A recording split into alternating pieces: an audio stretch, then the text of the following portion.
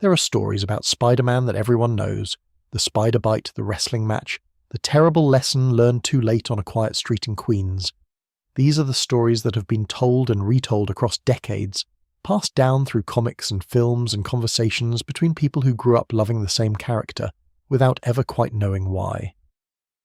But there are other stories, quieter ones, stories that lived in the margins of the familiar narrative, in the spaces between the iconic moments, in the hearts of the people who made the comics and the people who read them, and the people who were never quite the hero, but were never quite the supporting character either. Tonight we are going to find those stories. We are going to take our time with them, the way they deserve. So settle in and let your breathing slow, and allow the familiar city to recede into something softer and more intimate. The web stretches further than you know, and tonight we're going to follow it into the quieter places, the ones that have been waiting patiently for someone to finally stop and look. There is a building that no longer exists in the way it once did, on Madison Avenue in Manhattan, where in the late 1950s and early 1960s a small group of people produced comic books, in an atmosphere that visitors sometimes described as organised chaos, and that the people who worked there might have described simply as Tuesday. The offices of what was then called Timely Comics, and then Atlas Comics, and was slowly, tentatively becoming something that would eventually call itself Marvel, occupied a modest suite of rooms that bore very little resemblance to the gleaming corporate headquarters that the name would one day suggest. There were stacks of artwork everywhere, deadlines that loomed with the particular urgency of an industry that produced monthly content for an audience of children who did not especially care about the logistical difficulties involved, and a publisher named Martin Goodman whose primary interest in any given comic book was whether it might sell a few more copies than the previous issue. Into this environment, sometime in the early 1960s, came a man named Stanley Martin Lieber, who had been working in the comics industry since he was a teenager, and who had, by his own frequent admission, spent much of his professional life feeling vaguely embarrassed about it. Stanley Lieber had wanted to be a serious writer. He had imagined novels, perhaps, or screenplays, or the kind of journalism that mattered.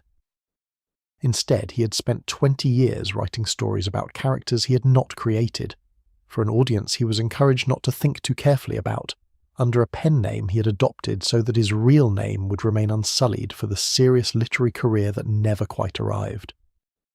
The pen name was Stan Lee, and by the early 1960s it had become so thoroughly his identity that the original name felt like a stranger's. What is important to understand about Stan Lee in this particular moment, in this particular office, is that he was tired.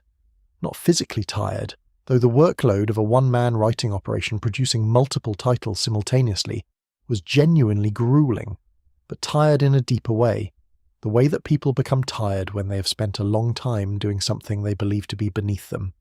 His wife Joan, who was by all accounts one of the most perceptive people in his life, had reportedly told him that if he was going to leave the industry anyway, as he was considering doing, he might as well try writing something exactly the way he wanted to write it, just once, just to see what it felt like.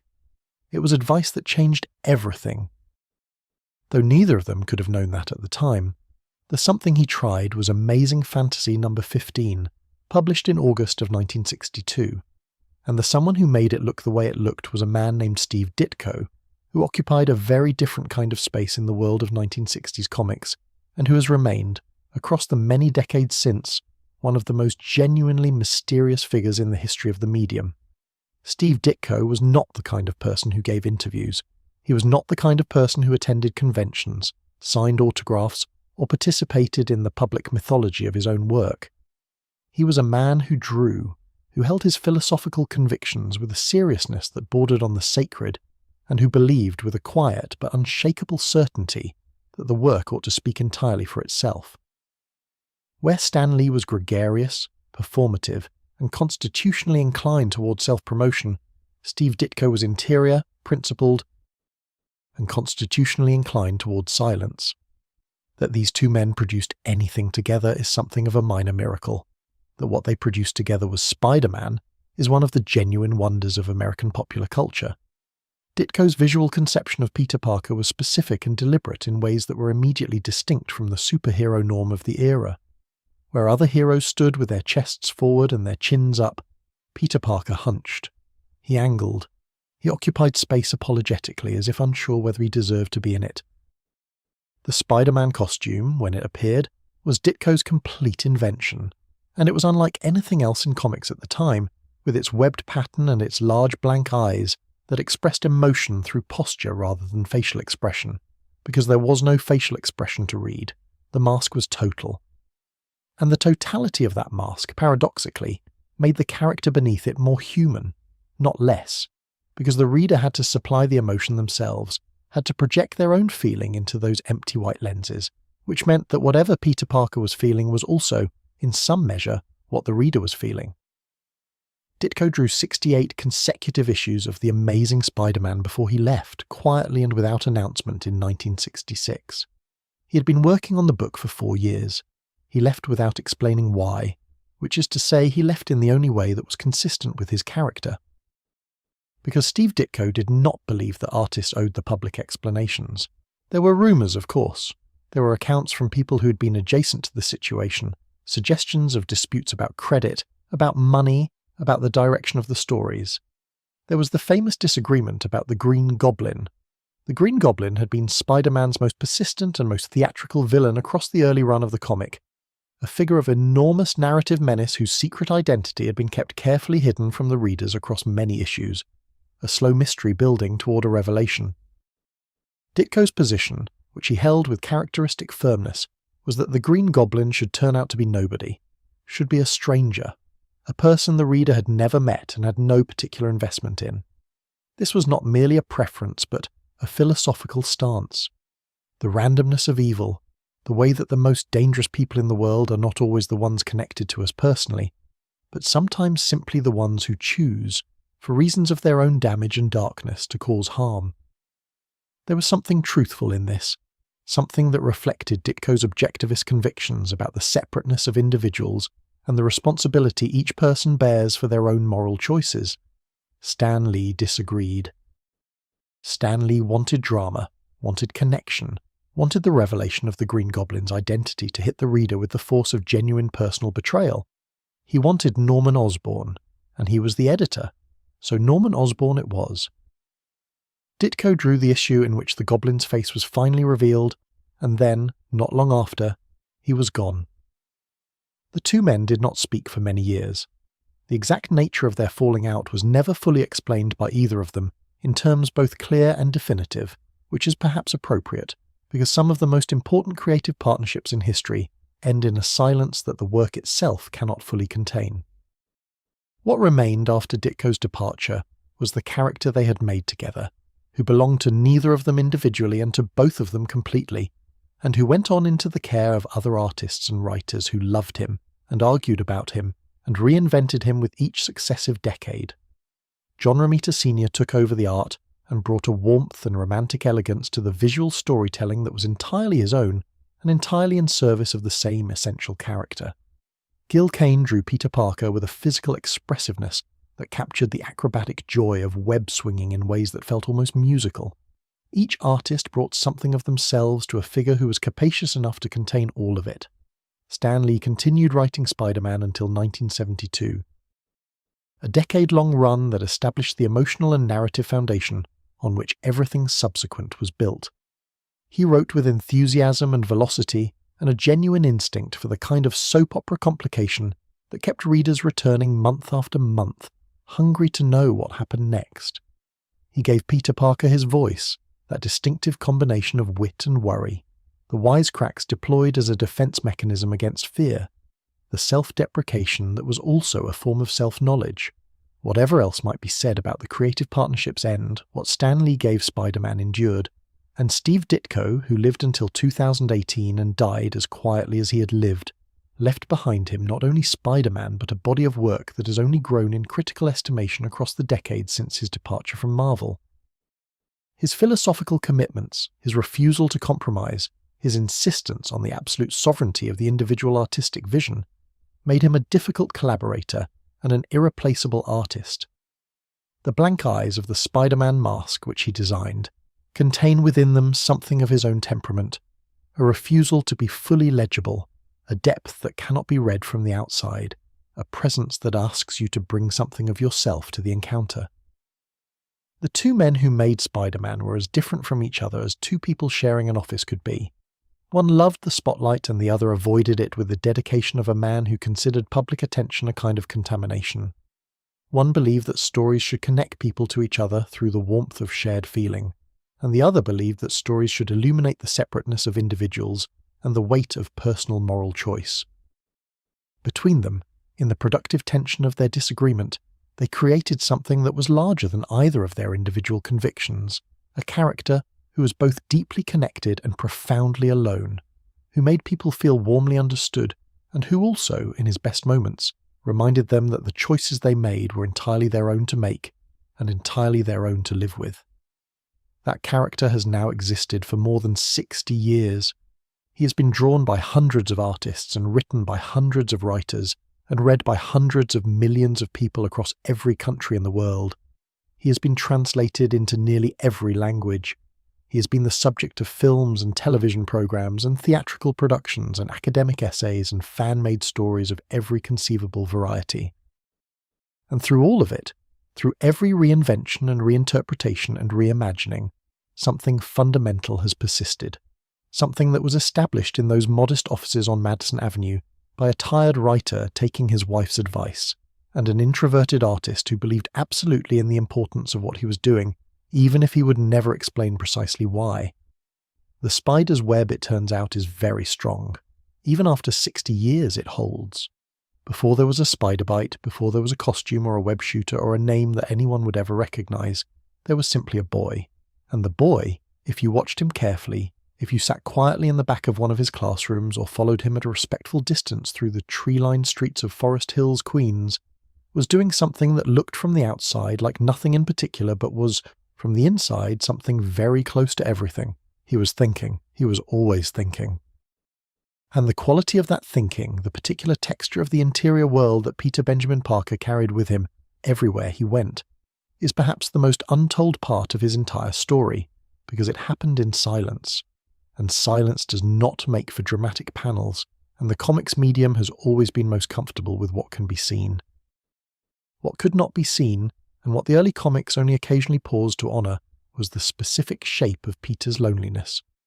It was not the simple loneliness of a child without friends, though it was also that. It was the loneliness of a mind that had outpaced its immediate environment, that had questions the people around it could not quite answer, that was looking constantly for a level of engagement with ideas and with the world that the social structures of adolescence were not designed to provide. Peter Parker was lonely the way that very intelligent, very sensitive children are often lonely, which is to say not dramatically, not in ways that announced themselves or demanded attention, but quietly and persistently the way weather is lonely, the way a room is lonely when the people who filled it have gone home. He had been this way for as long as he could remember, which is to say since well before he was old enough to have a name for what he was feeling. The earliest years of his life, the years that preceded memory in any reliable sense, had already established the conditions of his particular emotional landscape. Richard and Mary Parker had died when Peter was very young enough that their absence shaped him before he could understand what was missing. He had been delivered, gently and with enormous love, into the care of Benjamin and May Parker, his father's brother and that brother's wife, and they had received him with open arms and open hearts, and the particular tenderness of people who understood that they were being trusted with something precious and irreplaceable. But the absence of his parents, even an absence he could not consciously articulate or fully comprehend, was nevertheless present in him. In the way that early losses are present even when they cannot be named, there was a shape in Peter's interior life that was the shape of something missing. He did not know what it was, not for a very long time. He only knew that when other children talked about their fathers in the casual, unconsidered way that children talk about things that are simply part of the furniture of their existence, something in him grew very quiet and very still, not with grief exactly, but with something adjacent to grief, a kind of careful, protective stillness that had become, over time, one of his most characteristic qualities. Richard and Mary Parker were, as Peter would eventually learn in fragments and pieces across many years, people of considerable complexity. They had worked for a government intelligence organization. They had operated in the world of secrets and classified information, and the particular moral ambiguity that accompanies any life lived in the shadows of national security. They had, by all accounts, been good at what they did and genuinely committed to doing it for reasons they believed were right. And they had died in the course of that work, which is to say they had given their lives to something larger than themselves and had left behind them, in doing so, a child who would spend the rest of his life trying to understand what it means to give yourself to something larger than yourself, without ever quite connecting that question back to the people who first modelled the answer. The Parker house on Ingram Street was everything that a childhood home ought to be, and rarely is. It was modest in its dimensions and abundant in its warmth.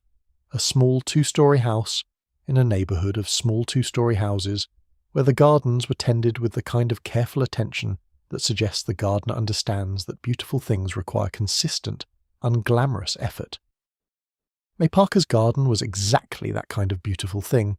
She grew roses and hydrangeas and several varieties of tomato that she was very particular about, and she tended them in the early mornings before the heat of summer became too oppressive, wearing a wide-brimmed hat that Peter had always associated, from his earliest conscious memories, with the particular quality of morning light that fell through the kitchen window while he ate his breakfast and watched her through the glass. Ben Parker's workshop in the basement was a different kind of environment entirely, cluttered and purposeful and smelling of sawdust and machine oil, filled with the ongoing projects of a man who could not pass a broken thing without wanting to fix it. Ben fixed things for the neighbours when they needed it, often without being asked, often without accepting payment, motivated by what appeared to be a simple and uncomplicated pleasure in the act of making something work again. He fixed Mrs. Chen's radio receiver and Mr. Delacroix's garden fence, and the bicycle of a child 3 houses down whose name he may not have known but whose need he had noticed. Peter watched all of this from the time he was old enough to sit on the workbench without falling off, and he absorbed it in the way that children absorb the most important lessons, not as instruction but as atmosphere, as the quality of the air in the house he grew up in.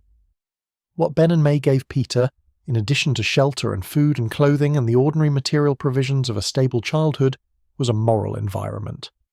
This is a harder thing to describe than a garden or a workshop, and it is perhaps the most significant thing they gave him, and it is the thing that the comics have always known was central to his story, even when they struggled to dramatize it adequately. The moral environment of the Parker house was one in which certain things were simply assumed. It was assumed that you helped people when you could. It was assumed that honesty mattered, not as an abstract principle, but as a practical necessity, because the world did not work well when people were not honest with each other. It was assumed that other people's suffering was not a spectator sport, that cruelty was not funny, that the strong had obligations toward the weak rather than license to exploit them. Peter absorbed these assumptions so thoroughly that they became, over time, indistinguishable from his own character. He could not have told you if asked that he believed in responsibility because Uncle Ben had modelled it and Aunt May had lived it. He simply believed in responsibility, the way he believed in the laws of physics, as something that described the actual structure of the world rather than a preference or an opinion. This is the most profound kind of moral education, the kind that leaves no visible seams, no obvious instruction, no memory of being taught. It simply becomes who you are. The specific texture of his childhood at Midtown High School has been described many times, and always with the same broad strokes: the bullying, the social invisibility, the academic excellence that set him apart in ways that cost him socially, even as it prepared him for everything that came later. But the broad strokes, as they always do, miss something important about what it actually felt like from the inside. Peter Parker at Midtown High was not simply a nerd who was picked on. He was a person engaged in an almost continuous act of translation, taking the world as it presented itself and converting it into terms he could understand, which meant scientific terms, mathematical terms, the terms of systems and patterns and underlying principles. This was not a coping mechanism exactly, or not only a coping mechanism, it was genuinely how his mind worked, the native language of his intelligence. When he looked at the behaviour of Flash Thompson, for example, he did not simply see cruelty. He saw a social system in operation, a hierarchy maintaining itself through the ritual humiliation of its designated outsiders. The way certain ecosystems maintain their balance through predator-prey relationships that look brutal from the outside but serve a structural function that the ecosystem as a whole depends on. This did not make the humiliation hurt less. The translation did not anaesthetize the pain, but it gave Peter a kind of distance from it, a small buffer between the experience of being mocked and the meaning he assigned to being mocked. And that buffer was sometimes the only thing that allowed him to walk back into school the following morning and do it all again. His science obsession, which the comics have always presented as a character detail, and which it certainly was, had its roots in something deeper than simple intellectual preference. Science, for Peter Parker, was a form of comfort and a form of control in a life that had, from its very beginning, been shaped by events entirely outside his control, parents who died before he knew them, a social landscape he had not chosen and could not navigate on its own terms, a body that was too slight and too uncoordinated for the physical hierarchies of adolescence, a mind that was too quick and too restless for the social ones. In all of this turbulence, science offered something reliable. It offered laws. It offered the promise that if you understood the underlying principles well enough, the behaviour of the system became predictable, and what was predictable was, at least in some measure, manageable. His bedroom reflected this. The chemistry sets and the scientific journals and the carefully organised notebooks were not simply the possessions of a boy who liked science. They were the architecture of a safe interior space. A world that he had constructed according to rules he understood and could therefore feel genuinely at home in. The photographs of Einstein and Pasteur and Edison on his walls were not merely the heroes of his intellectual imagination. They were evidence, tangible and visible from his bed every morning when he woke, that it was possible to be strange and brilliant and not quite at home in the ordinary social world and still to matter, still to make something that outlasted you, still to justify the space you occupied in the world by doing something genuinely useful with the particular mind you had been given. He was 15 years old when everything changed, which is to say, he was at the precise age when everything feels as though it is already in the process of changing even before anything specific has happened. The age when the body and the mind are both in motion towards something neither of them can yet see. The age when identity is being formed with an urgency that feels both necessary and terrifying. 15 is a vulnerable age to be transformed, which is perhaps why the transformation stuck so completely, because there was not yet a fully formed self to resist it, only the raw material of a self organised around certain core principles and certain core wounds, waiting for something to catalyse it into the shape it would hold for the rest of its life. What the spider bite actually felt like, from the inside, before the powers manifested and before the transformation became a story rather than simply an experience, was not heroic. It was frightening in the particular low-key way that unexpected physical symptoms are frightening to a person who's been taught to take physical symptoms seriously. The heat that spread up his arm from the bite site was real and strange, and the dizziness that followed was real and strange. And the way the world seemed to reorganize itself slightly around him as he walked home from the science demonstration was real and strange, and none of it announced itself as the beginning of anything. It was simply a bad afternoon. A boy walking home through familiar streets feeling unwell, wanting to reach the house on Ingram Street where May would bring him soup, and Ben would come to check on him, and the familiar environment of his bedroom would surround him with the evidence that he was still, whatever else might be happening to him, himself. That night, as his body worked through its radical rewriting, as his cells rearranged themselves according to a blueprint that no human genetics had ever produced before, Peter slept and dreamed in ways he could not subsequently remember clearly. The dreams had a quality of movement to them, of impossible angles and impossible heights, of the city seen from a perspective that no human body had ever naturally occupied. They were not frightening dreams, which was perhaps the most surprising thing about them in retrospect. They were expansive. They were the dreams of a body discovering it had more room in it than it had previously suspected, more capacity, more reach. They were the first dreams of someone who was in the process of becoming something genuinely new, though the person doing the dreaming did not know that yet, and would not know it until morning arrived, and the world proved to have changed in ways he could touch with his hands. It is worth pausing here, in the quiet of the night that preceded everything, to consider what Peter Parker carried into that transformation. He carried his parents' absence, which had shaped him so deeply and so early that it was part of the architecture of his personality, rather than a wound he was still healing from. He carried Ben's moral framework and May's unconditional love and the particular security of a childhood that had been, despite its losses, genuinely warm. He carried his loneliness, which had taught him to rely on his own interior resources in ways that would serve him in situations where there was no one else to rely on. He carried his love of science, which had given him not only knowledge, but a habit of mind, a way of approaching problems as solvable rather than simply overwhelming. And he carried, somewhere beneath all of it, the same quiet hunger that very good people often carry without knowing it, the desire to be useful, to matter, to justify the space they take up in the world by doing something real with whatever they have been given. The spider bite gave him extraordinary things. It gave him strength and speed, and a sense that operated like an early warning system for danger, and the ability to adhere to surfaces and swing through the city on lines of self-produced silk. These were gifts of an almost incomprehensible magnitude, and the story of what he did with them is the story that everyone knows.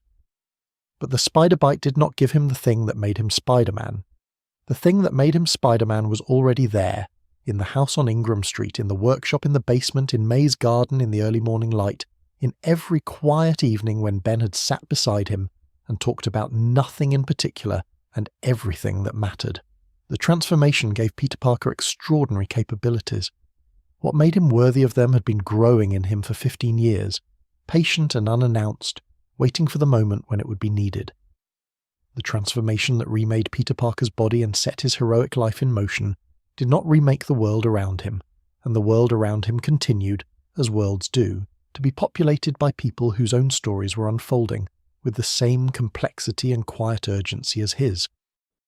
Among those people, moving through the margins of the narrative that history would come to remember primarily as Spider-Man's story, were young women of considerable depth and resilience, whose lives intersected with Peter's at formative moments, and who deserve, in the careful accounting of what Spider-Man's world actually contained, a great deal more attention than they have typically received. Betty Brant came to the Daily Bugle the way that many young women of her generation came to their first serious employment, which is to say through necessity rather than ambition, through the specific pressure of circumstances that did not leave much room for the luxury of choosing based on preference.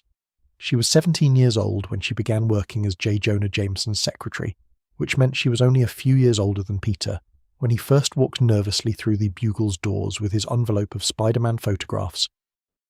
And the maturity that distinguished her from the teenagers she moved among was not the maturity of greater experience exactly, but the maturity of someone who had already learned that the world did not organize itself around her needs, and had adjusted her expectations accordingly.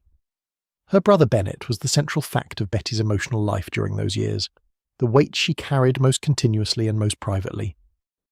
Bennett had become entangled with a criminal organization in the way that certain young men become entangled with criminal organizations, gradually and then suddenly, through a series of small compromises and desperate choices that accumulate into a situation from which extraction becomes increasingly difficult, and eventually, in Bennett's case, impossible. Betty's awareness of her brother's situation, her ongoing attempts to help him, her fear for his safety, and her complicated love for someone who was making choices she could not endorse, constituted an entire interior drama that she carried into the Bugle every morning and set carefully aside in order to answer Jameson's calls and manage the organized chaos of a busy newspaper's front office. What Peter Parker saw in Betty Brant, when he first began to notice her as something more than the person who processed his photograph payments, was someone who was genuinely kind in an environment that did not particularly reward kindness. The Bugle was a place of professional pressure and competitive urgency, and Jameson's particular management style did not encourage the softer interpersonal qualities. Betty was kind anyway, with a directness and a warmth that seemed to cost her nothing, that appeared to be simply how she was rather than something she performed for effect. She treated the nervous young photographer who appeared periodically at her desk with a respect and a genuine interest that Peter, accustomed to being invisible or unwelcome in most social environments, found almost disorienting in its unexpectedness. Their relationship developed in the particular way that relationships develop between two people who are both, for different reasons, somewhat guarded about their interior lives. They talked about the news, about the photographs Peter was selling, about the books they were reading and the films they had seen, and the general texture of life in New York City in the mid-1960s. They did not talk, at least not initially, about the things that were actually shaping their lives most profoundly, which on Betty's side meant Bennett and the ongoing anxiety of his situation, and on Peter's side meant a radioactive spider and a set of abilities that were rewriting his understanding of what he was capable of and what he was responsible for. The connection they found within these limitations was genuine, which is perhaps the most important thing to understand about it. Peter's feelings for Betty were not the feelings of a lonely boy grasping at the first person who was kind to him, though loneliness was certainly part of his emotional landscape. They were the feelings of a young man who recognized in another person a specific quality of character that he valued and that he did not encounter as often as the world might theoretically have provided it. Betty was honest and capable and quietly brave in the way that people are brave when they have been carrying difficult things for a long time and have developed in doing so a kind of steady, unpanicked relationship with difficulty. The tragedy that claimed Bennett Brant arrived with the terrible swiftness that tragedies often have when they have been long anticipated, when the possibility of catastrophe has been present for so long that it has almost become normalized. And then the actual event arrives and reveals that normalization as a form of self-deception. Bennett died in circumstances involving the criminals he had become involved with, circumstances in which Spider-Man was present in a way that Betty, in her grief and her need for somewhere to direct the enormity of what she was feeling, found impossible to fully forgive. The wall crawler had not caused her brother's death, but he had been there, and sometimes being there, in the geography of grief, is enough to mark a person or a figure as belonging to the landscape of loss. This placed Peter in a position of almost unbearable irony, which is a position that the Spider-Man narrative seemed to generate with a particular frequency and creativity. The person he cared about blamed his alter ego for a death that his alter ego had genuinely tried to prevent. He could not defend Spider-Man to Betty without revealing that he was Spider-Man, and revealing that he was Spider-Man would have added a different and perhaps even more devastating layer to her sense of betrayal. So he did what he had learned to do with the most painful complications of his double life. He carried it quietly in the interior space where so many of his most significant experiences lived, and he continued to show up, and he continued to care about her, and eventually the relationship shifted from romantic possibility into something else, something more durable in some ways and more limited in others, a friendship that had been shaped by loss into a form that both of them could sustain. Betty Brant eventually married Ned Leeds, a fellow journalist at the Bugle, a decent man whose own story contained complications that neither he nor Betty could fully anticipate at the time of their wedding.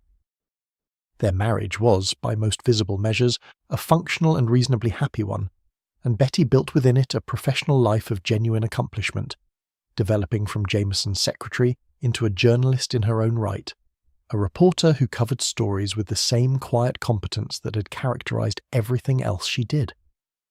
The comics checked in on her periodically across the decades, acknowledging her existence, honoring in their way the ongoing fact of her, but never quite pausing long enough to give her the sustained attention that her character warranted.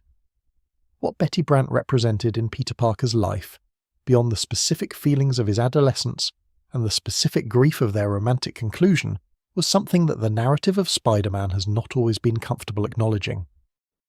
She was evidence that Peter's capacity for genuine connection predated the spider bite, that the warmth and the attentiveness and the real interest in other people's interior lives that made him good at being a hero were not gifts of the radioactive transformation but qualities of the person he already was. Betty saw Peter Parker clearly, saw him as someone worth knowing, before he had any powers at all. That clarity of vision was its own kind of gift, and he carried it with him long after the relationship had settled into its final form. Liz Allan's story is, in certain respects, even less told than Betty's, which is a considerable achievement given how thoroughly Betty's story has been overlooked, because Liz was present in Peter's life at an earlier, and in some ways more foundational moment, and her subsequent history took her into one of the most complicated family structures in the entire Spider-Man mythology, and yet the comics treated her consistently as scenery, as backdrop, as the pretty girl in the hallway whose primary narrative function was to occasionally notice Peter Parker at moments when his noticing her would create romantic complication. At Midtown High, Liz Allan occupied the social position that Flash Thompson occupied in physical terms, the apex of an adolescent hierarchy that organized itself around visibility and desirability and the performance of effortless belonging. She was pretty and popular, and surrounded by the social architecture of high school success in ways that made her, from Peter's perspective, as remote and inaccessible as anything in his experience. She moved through the school's corridors with the ease of someone who had never had to calculate her right to be there, had never had to brace herself against mockery or prepare herself for invisibility, had simply always been seen, and had therefore never had to think very carefully about what it felt like not to be. The complication was that Liz Allan was not, beneath the architecture of her social position, a shallow person. The comics were occasionally honest about this, in the small ways that the comics were sometimes honest about things that their larger narrative machinery did not have room to fully explore. She noticed Peter, not in the way that he wanted to be noticed, not initially, not as someone she was drawn to romantically or even particularly curious about. But she noticed him as a person, which was more than most of the people in that school were doing, and she occasionally demonstrated a basic human decency toward him, at moments when decency was not the easiest or the most socially rewarded choice.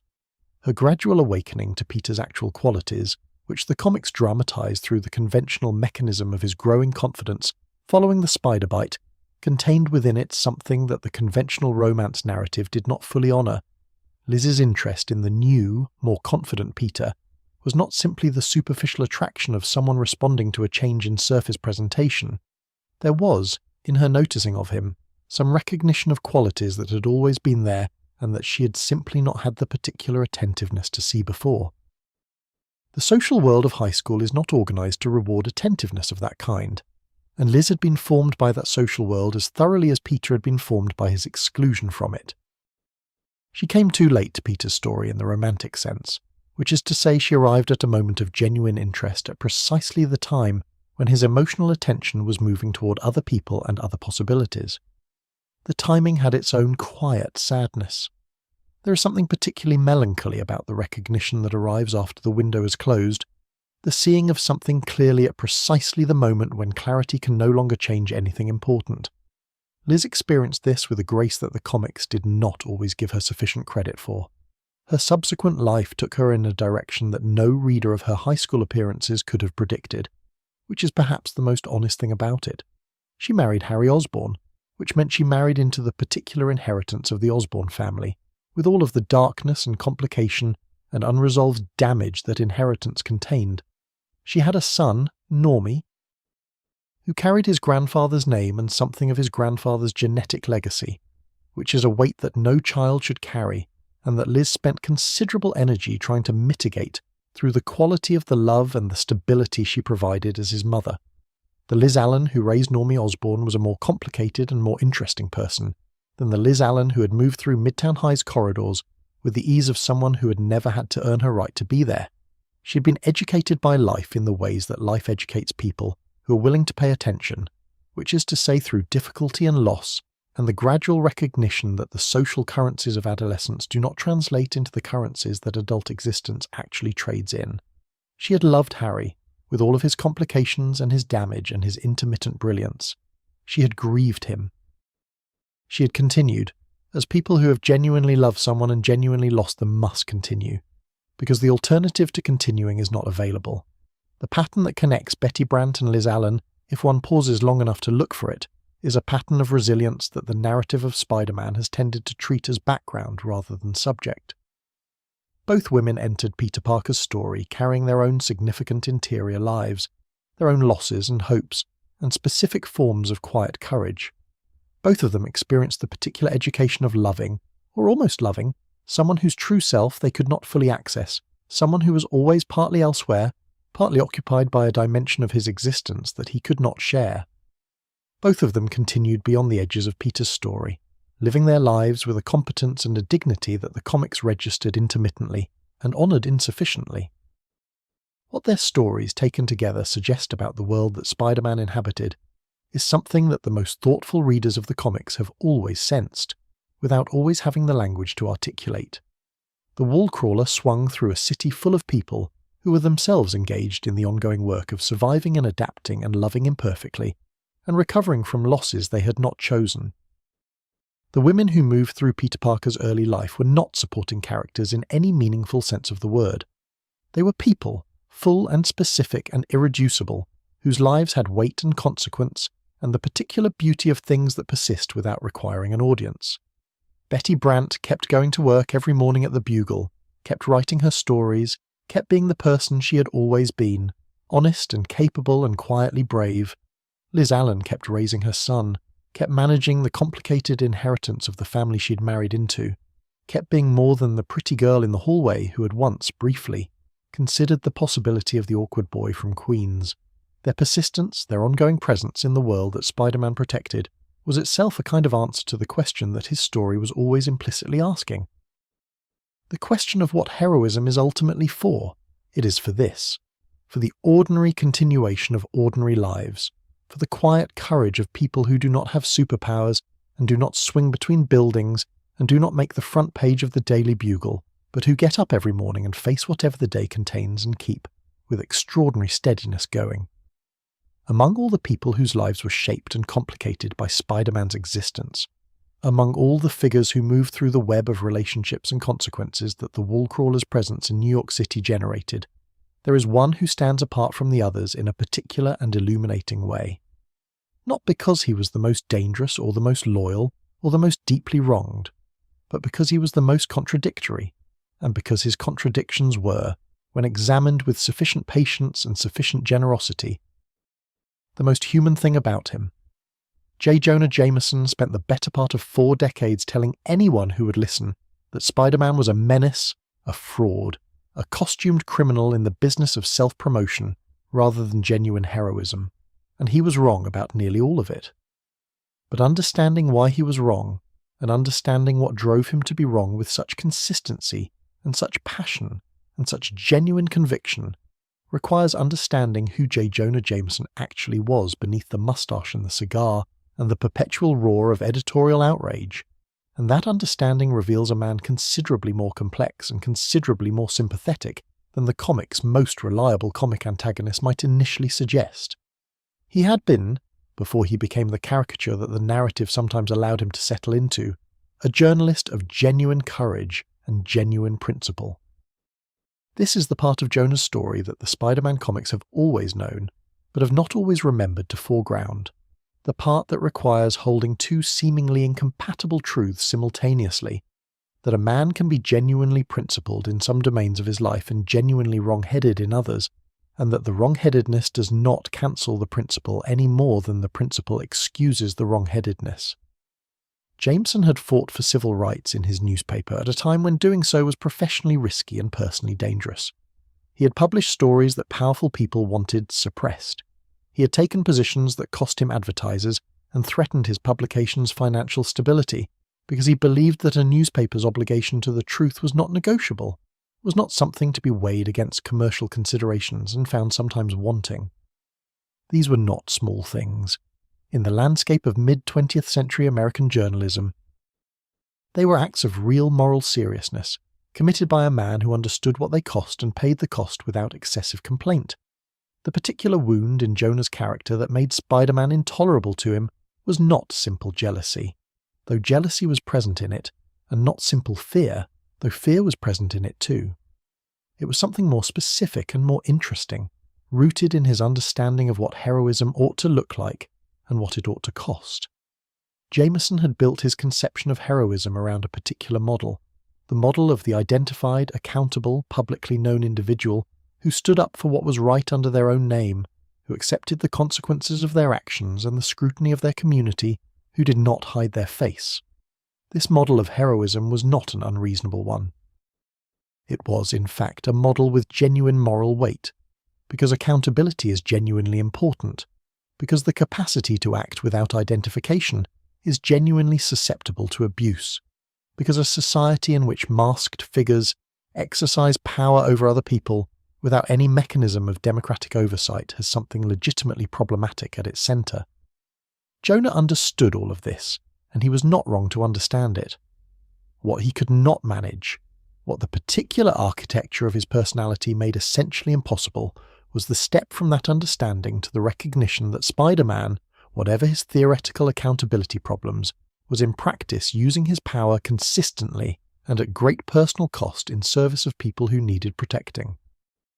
The theoretical concern about unaccountable masked power kept overwhelming the practical evidence of the wall-crawler's genuine heroism, and this failure of synthesis, this inability to hold the legitimate concern and the contradicting evidence in productive tension, was the engine of his decades-long campaign against a hero who was, by any honest assessment of the actual record, making his city safer and asking nothing in return. There was another element, deeper and less comfortable, that the comics occasionally surfaced and then allowed to sink again, because it was the kind of thing that is easier to gesture toward than to fully examine. Jonah had a son. John Jameson was an astronaut, a career choice that embodied everything Jonah's model of heroism required. Public service conducted under one's own name, with one's own face visible, with the full weight of professional training and institutional accountability behind every action. John went into space and did brave things, and the whole world could watch him do them and know exactly who was doing them, and Jonah's pride in his son was one of the purest and most uncomplicated emotions he possessed.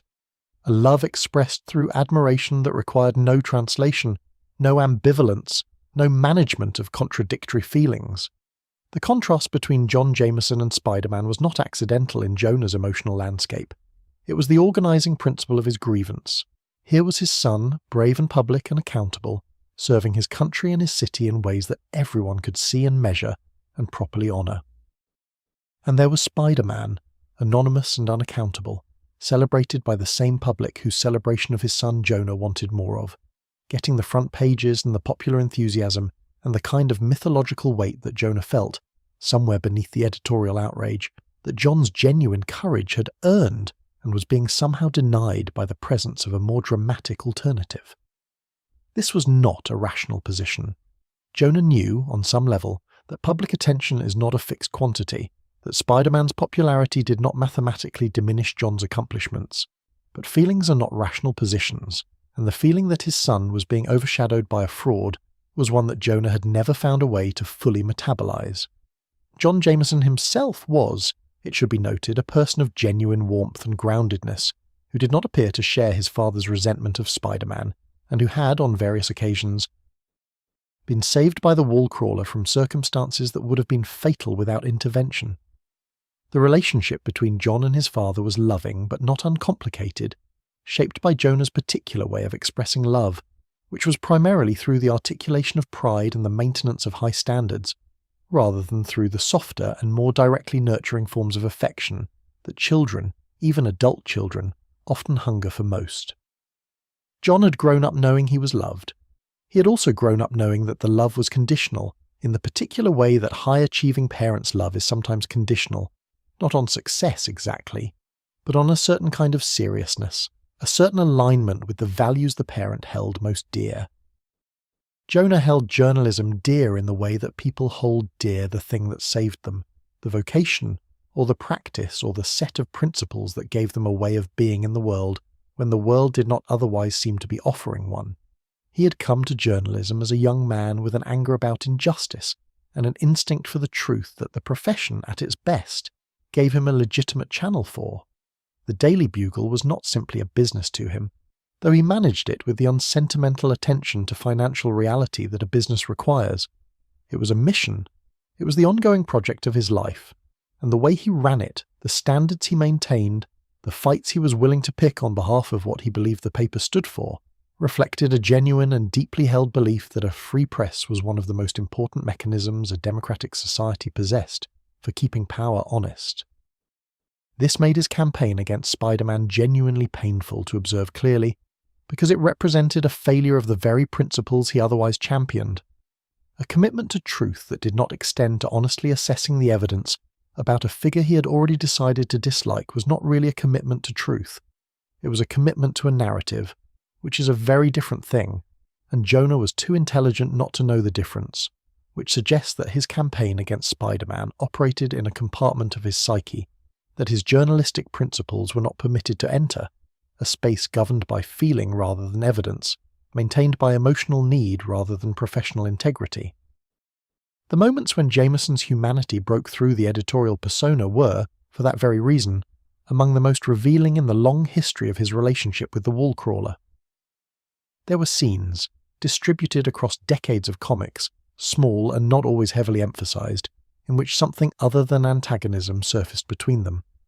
Moments when Jameson's obvious intelligence recognized something in Spider-Man's behavior that his public position required him to dismiss.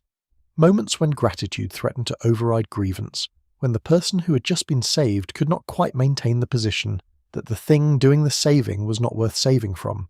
These moments were almost always quickly suppressed, quickly covered over with a fresh layer of outrage or suspicion, or the convenient discovery of some new reason for public disapproval. But they happened, and they mattered. Because they suggested that the relationship between Jameson and Spider-Man was never quite as simple as the editorial page made it appear. There was also the matter of his relationship with Peter Parker himself, which had its own quiet ironies layered beneath the more obvious ones. Jameson liked Peter. This was not something he would necessarily have admitted with enthusiasm, but the evidence of his behavior across many years of their professional relationship supports the conclusion. He paid Peter fairly by the standards of freelance photography. He published his work consistently and prominently. He occasionally demonstrated in the small ways that men of his particular emotional vocabulary demonstrate things, a respect for Peter's persistence and his craft. The fact that the photographs Peter brought him were photographs of Spider-Man, and that publishing them simultaneously fed his circulation and his anti-Spider-Man narrative, was an irony that Peter savoured privately, and that Jameson was never in a position to appreciate. What Jonah never knew, could not have known without being told, was that in persecuting Spider-Man, he was persecuting the young man whose photographs he relied on, whose professional relationship he valued, whose quiet competence he respected. The layers of dramatic irony in this situation are almost too rich to fully catalogue. The man who wanted Spider-Man exposed was being supplied with Spider-Man's own photographs by Spider-Man himself. The man who believed costumed heroes were fundamentally untrustworthy was placing his trust, every time he published Peter's work, in the hero he most distrusted. The man who wanted to unmask the wall-crawler was, in his own way, being consistently and affectionately fooled by him. In his later years, Jameson's trajectory took him in directions that softened some of the harder edges of his antagonism without ever quite resolving the fundamental contradiction of his position. He served as mayor of New York City, which placed him in the official position of making decisions about how the city related to its costume protectors, a position that required a pragmatic flexibility he had not always previously demonstrated. The responsibilities of governance, with their insistence on consequence and accountability and the management of actual outcomes rather than rhetorical positions, changed Jonah in ways that the editorial page never had. He was still Jonah. He was still loud and opinionated and constitutionally incapable of admitting error in any direct and straightforward way, but the mayoral years showed, occasionally and in glimpses, a man who was capable of more nuance than his public persona suggested, capable of holding competing considerations in tension and arriving at positions that reflected something more than the emotional architecture of his private grievances. His marriage to May Parker, which arrived late in both their lives, and represented one of the more unexpected developments in the long history of Spider-Man's supporting cast, created a connection between Jameson and the Wallcrawler that was familial rather than professional or adversarial. May Parker was Peter Parker's aunt. Peter Parker was Spider-Man. J. Jonah Jameson became, through the logic of matrimony, a member of the family of the person he had spent decades vilifying. The comics handled this with varying degrees of explicitness, but the underlying situation contained a kind of cosmic comedy that felt in its way entirely appropriate. The universe that had made Peter Parker responsible for his own worst press had now also made his most vocal critic into something approaching a relative. What Jonah Jameson leaves behind in the long accounting of Spider-Man's world is something more interesting than a simple villain's legacy, and something more complicated than a simple hero's. He leaves behind the record of a genuinely principled man whose principles failed him in one specific and consequential area, who was wrong about something important for reasons that were rooted in real human feelings rather than pure malice, and who was nevertheless right about enough other things to have made a genuine contribution to the city he loved and the journalistic tradition he served. He was the man who published the truth about powerful people, and the man who suppressed the truth about a powerless hero, and both of these things were fully him, and neither of them cancels the other.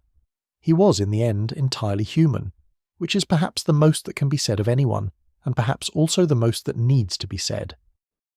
There is a particular kind of guilt that does not diminish with time the way that other griefs diminish, that does not soften at the edges or fade in its central colours or become, as the years accumulate around it, something that can be visited briefly and then set aside again. It is the guilt that comes not from having tried and failed, not from having been present and been powerless, but from having made a choice, a small and entirely ordinary choice rooted in self-interest, and having discovered afterward that the choice had consequences that no reasonable person could have anticipated and that no amount of subsequent goodness can fully undo. This is the guilt that Peter Parker has carried since he was 15 years old. It is the organising wound of his interior life, the thing that everything else in his story is in some measure a response to. And it has never, in 50 years of stories told across thousands of comic book pages, been fully resolved, because it is the kind of guilt that is not meant to be resolved, only carried, only transformed, only made somehow useful by the quality of the life lived in its shadow. The specific nature of what Peter did on that evening after the television appearance has been told so many times that its details have acquired the smooth, worn quality of a stone handled by many hands. He stepped aside. A thief ran past him. A security guard called for help. Peter decided it was not his problem and let the man go. This is a thing that ordinary people do every day, a calculation that most human beings perform without particular anguish, the assessment of risk and responsibility and personal cost that governs the small decisions of daily life. The difference, the terrible and transformative difference, was that Peter Parker was not at that moment an ordinary person, that he possessed abilities which made the decision to step aside something qualitatively different from what it would have been for the guard himself, or for any of the other bystanders who also did nothing, who also watched the thief go by and made the same calculation, and arrived at the same conclusion.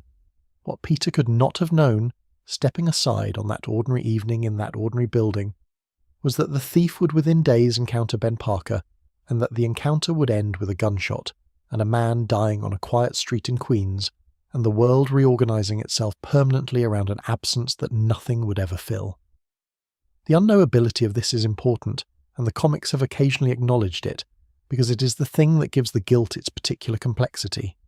Peter did not know. He could not have known. The choice he made was selfish, yes, and it reflected a moral framework that was incomplete, a teenager's understandable but insufficient conviction that his gifts belonged primarily to himself and his own flourishing. But it was not a choice made with any awareness of its consequences.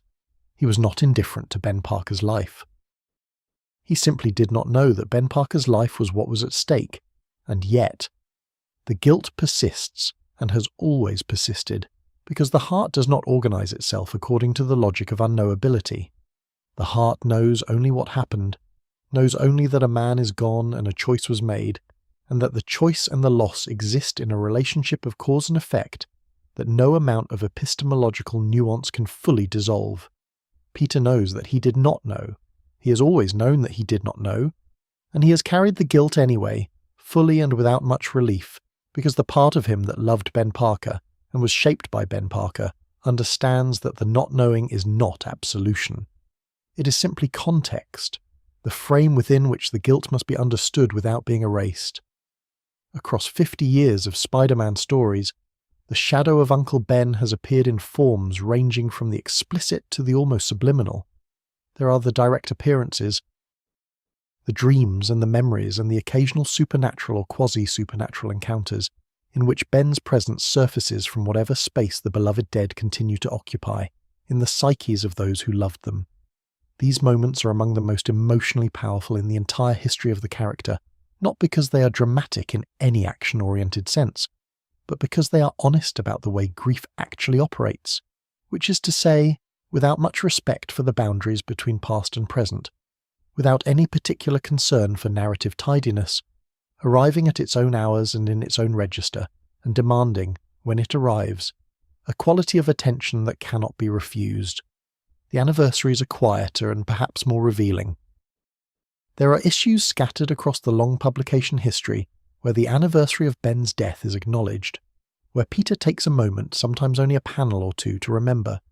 These moments exist in the interstices of the larger narratives, the battles and the crises and the romantic complications, and they perform a function that is easy to overlook but essential to the character's coherence. They remind the reader, and perhaps more importantly, they remind Peter himself that the heroism is not free, that it was purchased at a specific cost, that the choice to use his abilities in service of others rather than in service of himself is not an abstract moral position, but a concrete and ongoing response to a specific loss on a specific night in a specific borough of New York City. What the guilt has done to Peter Parker over the course of those 50 years is something that the comics have dramatized in ways both obvious and subtle. The obvious ways are well documented. The relentlessness with which he pursues criminal activity, the inability to walk away from a situation where someone might be at risk, the refusal to accept reasonable limits on his own physical and emotional expenditure, the pattern of self-sacrifice pushed consistently beyond what any sustainable moral framework would require. These are the behavioral expressions of guilt that has been metabolized into purpose, guilt that has been transformed, through force of will and the particular quality of Peter Parker's character, into something that functions as motivation rather than paralysis. The subtler ways are more interesting and perhaps more true.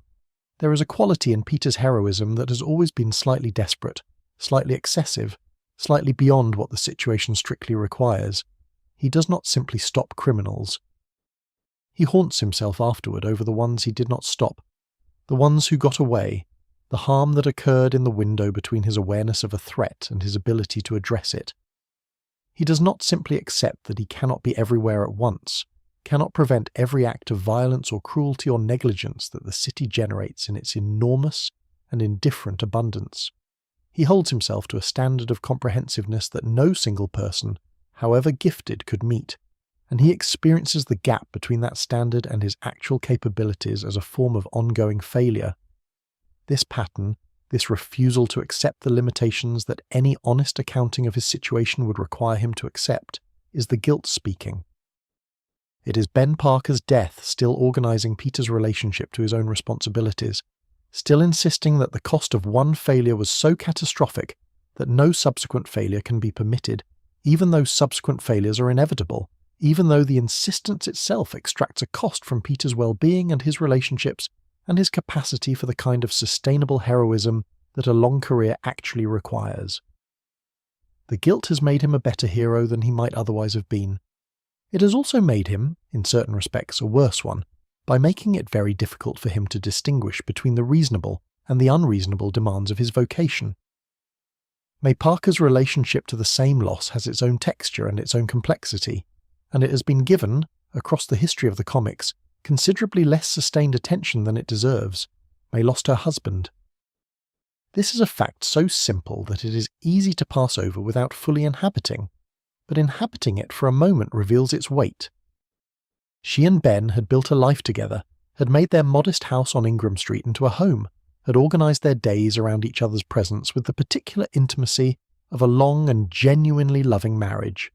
He had gone out one evening and had not come back, which is the way that the most devastating losses often arrive, not announced, not prepared for, not fitting into any narrative of appropriate endings, just suddenly and completely over.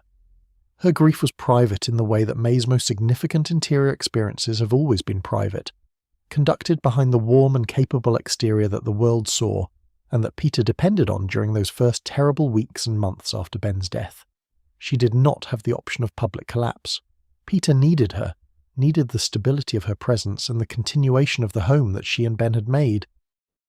And May understood this need with the unsentimental clarity of someone who had always known that love expresses itself most reliably, not through feeling but through showing up. So she showed up, every day, every meal, every anxious waiting for Peter to come home, every carefully managed financial calculation, and every conversation with neighbours and every morning in the garden, tending the roses and the hydrangeas and the tomatoes. She showed up and was present and held the household together by the force of her own determination not to let it fall. What she knew about the circumstances of Ben's death, and when she knew it, and how much she has always known and chosen not to speak, is one of the quiet mysteries of her character. The comics have occasionally suggested that May is sharper and more perceptive than her worried aunt persona suggests, that the woman who raised Peter Parker and loved him completely, and knew him as well as any person can know another might have arrived, over time, at conclusions about her nephew's nighttime activities that she has simply decided not to voice. If this is true, and there is enough textual evidence across the decades to make it a reasonable reading, then May Parker's silence about Peter's secret is not ignorance, but choice, a form of protective love so complete that it extends to the protection of his ability to protect others, a woman who understands what her nephew is doing and has decided that what he needs from her is not confrontation, but the ongoing provision of the home that makes everything else possible. This reading of May Parker makes her grief about Ben even more layered, because it means she's been living with the knowledge, or the strong suspicion, that the life Ben's death set Peter on is a genuinely dangerous one. Every morning that Peter leaves the house and every night that she waits for him to return, she carries not just her own grief for the husband she lost, but a continuous low-level anxiety about the nephew she might lose, an anxiety she cannot fully express because expressing it would require acknowledging what she knows, and acknowledging what she knows would change the nature of the sanctuary she provides for him. There is a philosophical question threading through all of this, one that the comics have approached and retreated from across many decades without ever quite committing to a full answer, because it is the kind of question that full answers do not serve. The question is whether Peter Parker's guilt, maintained at the intensity and duration at which he has maintained it, is genuinely virtuous, genuinely in service of the people it has motivated him to protect, or whether it has at some point crossed a line into a kind of self-punishment that serves his own psychological needs as much as it serves others. Whether the relentlessness is heroism, or whether it is, at least in part, penance, the ongoing and never quite sufficient payment of a debt that he has decided can never be fully paid. The honest answer is probably that it is both, and that the distinction between them matters less than it might seem.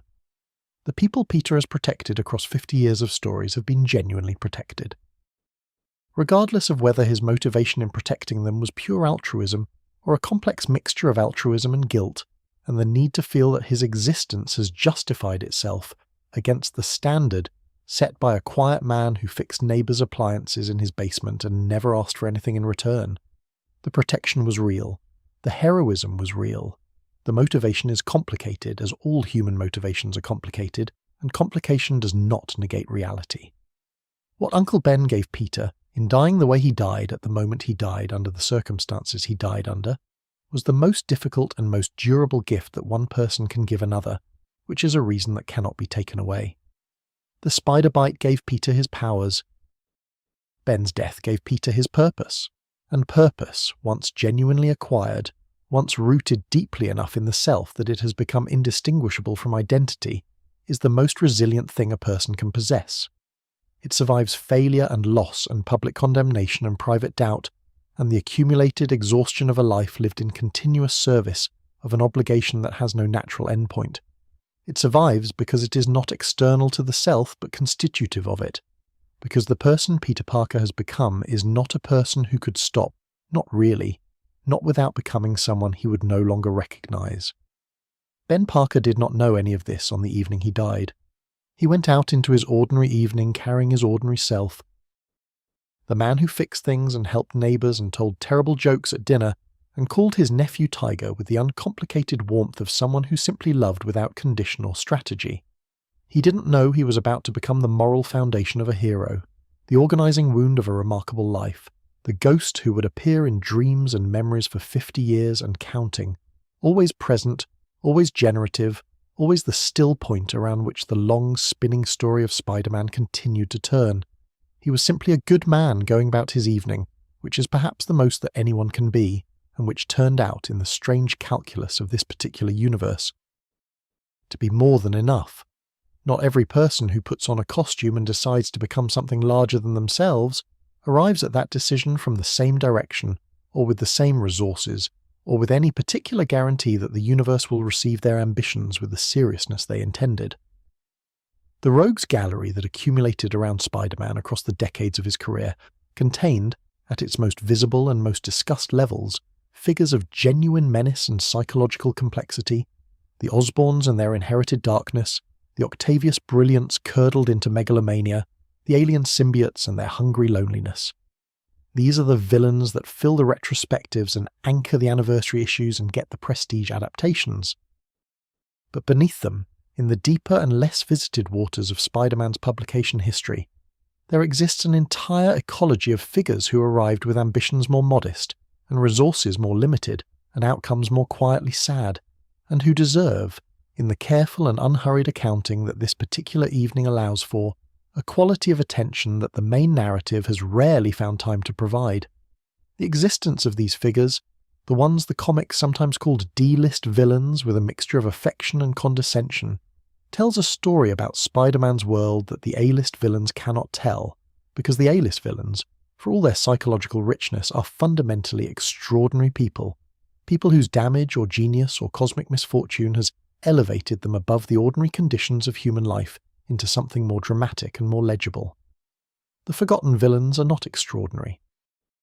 They are, in the most literal sense, ordinary people who made extraordinary choices and discovered that the world was not organized to reward those choices with the outcomes they had imagined.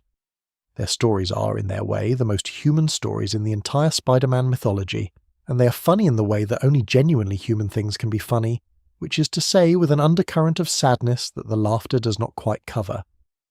Herman Schultz came to his particular criminal career through a path that the comics sketched in broad strokes, but that contains, if you fill in the plausible details with any imagination at all, a familiar and even sympathetic human trajectory.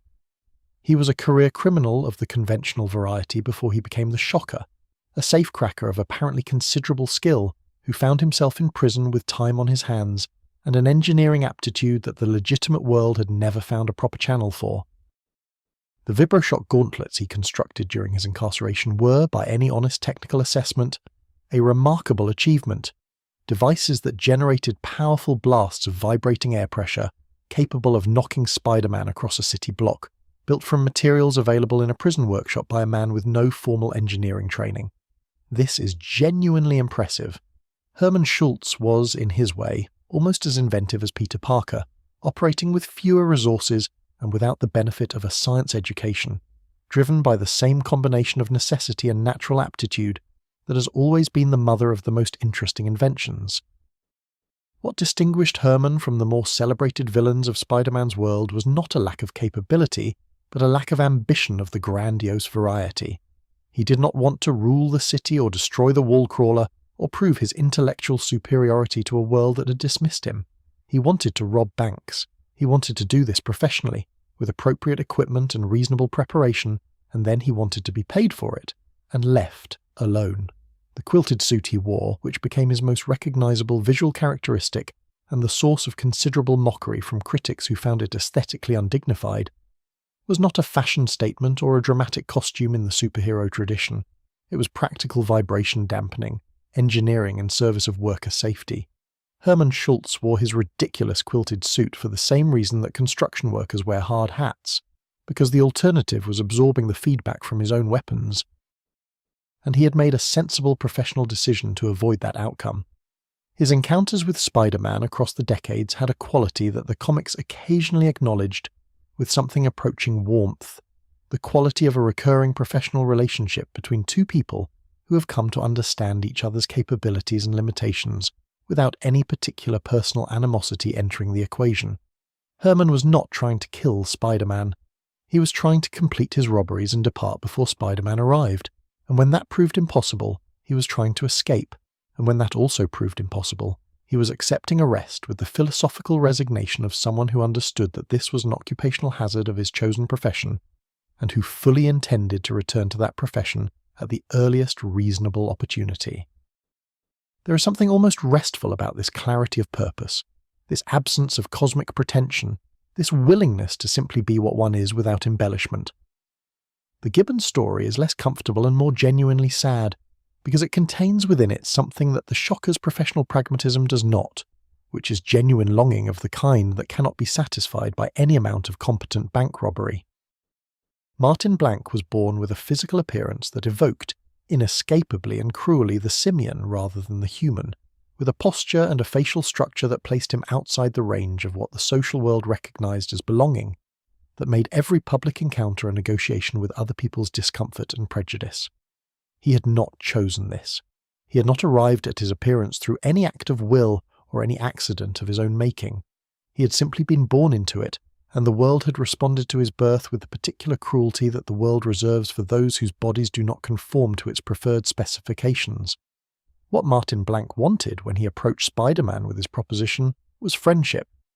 This is the detail that makes his introduction to the comics, in Amazing Spider-Man number 110 from 1972, so quietly devastating.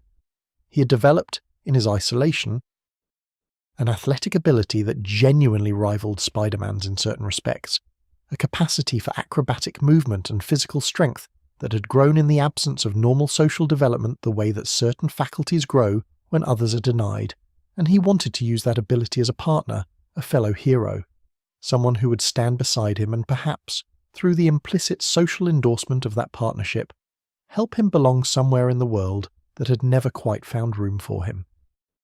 Spider-Man, to his eventual shame and the comic's credit for acknowledging it, laughed. Not maliciously, not with the deliberate cruelty of Flash Thompson standing in a high school hallway, but with the thoughtless, reflexive response of someone confronted with something that struck him as inherently comic, which the proposition did, in the way that the unexpected sometimes strikes people as comic before they have had time to understand what it actually means. The laughter landed on Martin Blank the way that laughter always lands on people who are already carrying significant wounds in exactly the place where the laughter arrives, which is to say with a precision and a completeness that left marks lasting considerably longer than the moment itself. He became a villain, afterward, in the way that the narrative required him to become one. Though the comics were always honest enough to make clear that the villainy was performance and reaction, rather than genuine moral inclination. The Gibbon was not a person who wanted to hurt people. He was a person who had been hurt, and who had not yet found a way to transform that hurt into anything more constructive than the desire to hurt back. His subsequent career touched the redemption that the comics occasionally gestured toward. Partnerships and alliances and moments of genuine heroism scattered through appearances across many years, and then retreating again, because the world that the comics depicted was not always organized to receive redemption with the steadiness that maintaining it requires. The Rocket Racer occupied a different register entirely, one that the comics of the 1970s were particularly positioned to explore, and that they explored with the somewhat uneven results that characterize most socially conscious genre fiction of that era. Robert Farrell was a young man from a poor neighborhood with a mother whose medical bills were consuming the family's already insufficient resources, and he had built, with genuine technical skill, a rocket-powered skateboard that was by any engineering assessment a remarkable piece of work, and he had decided to use it to steal things, because stealing things seemed, from where he was standing, like the most direct available path between his current circumstances and the circumstances his family actually required. The Rocket Racer is an easy figure to condescend to, and the comics did not always resist that condescension, because the premise has a silliness to it that the art form's visual nature does not allow to be forgotten, because a man on a rocket-powered skateboard is a fundamentally comic image, regardless of the sincerity of the motivations beneath it. But the motivations beneath it were sincere, and they were specifically the motivations of someone who had been given a problem by a world that had no particular interest in solving it through legitimate channels, and who had resolved that problem through the most direct application of the abilities he actually possessed.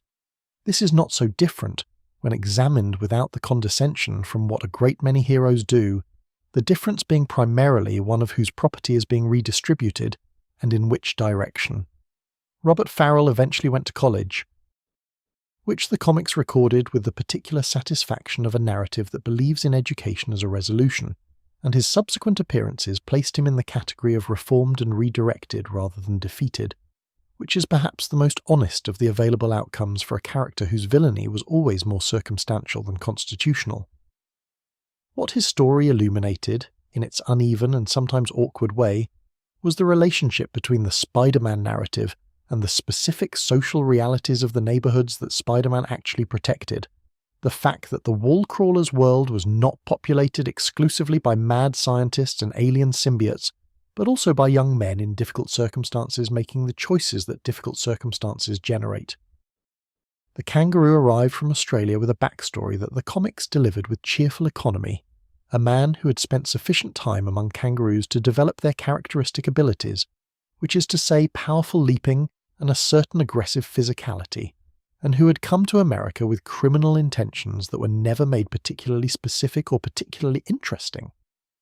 Frank Oliver is perhaps the purest example of a figure whose existence in the Spider-Man mythology is almost entirely explained by the visual and thematic possibilities of the premise, by the question of what it would look like to have Spider-Man fight someone dressed as a kangaroo, and what modest entertainment might be derived from that encounter, rather than by any deep investment in what Frank Oliver was actually like as a person, or what had brought him to this particular intersection of desperation and zoological inspiration.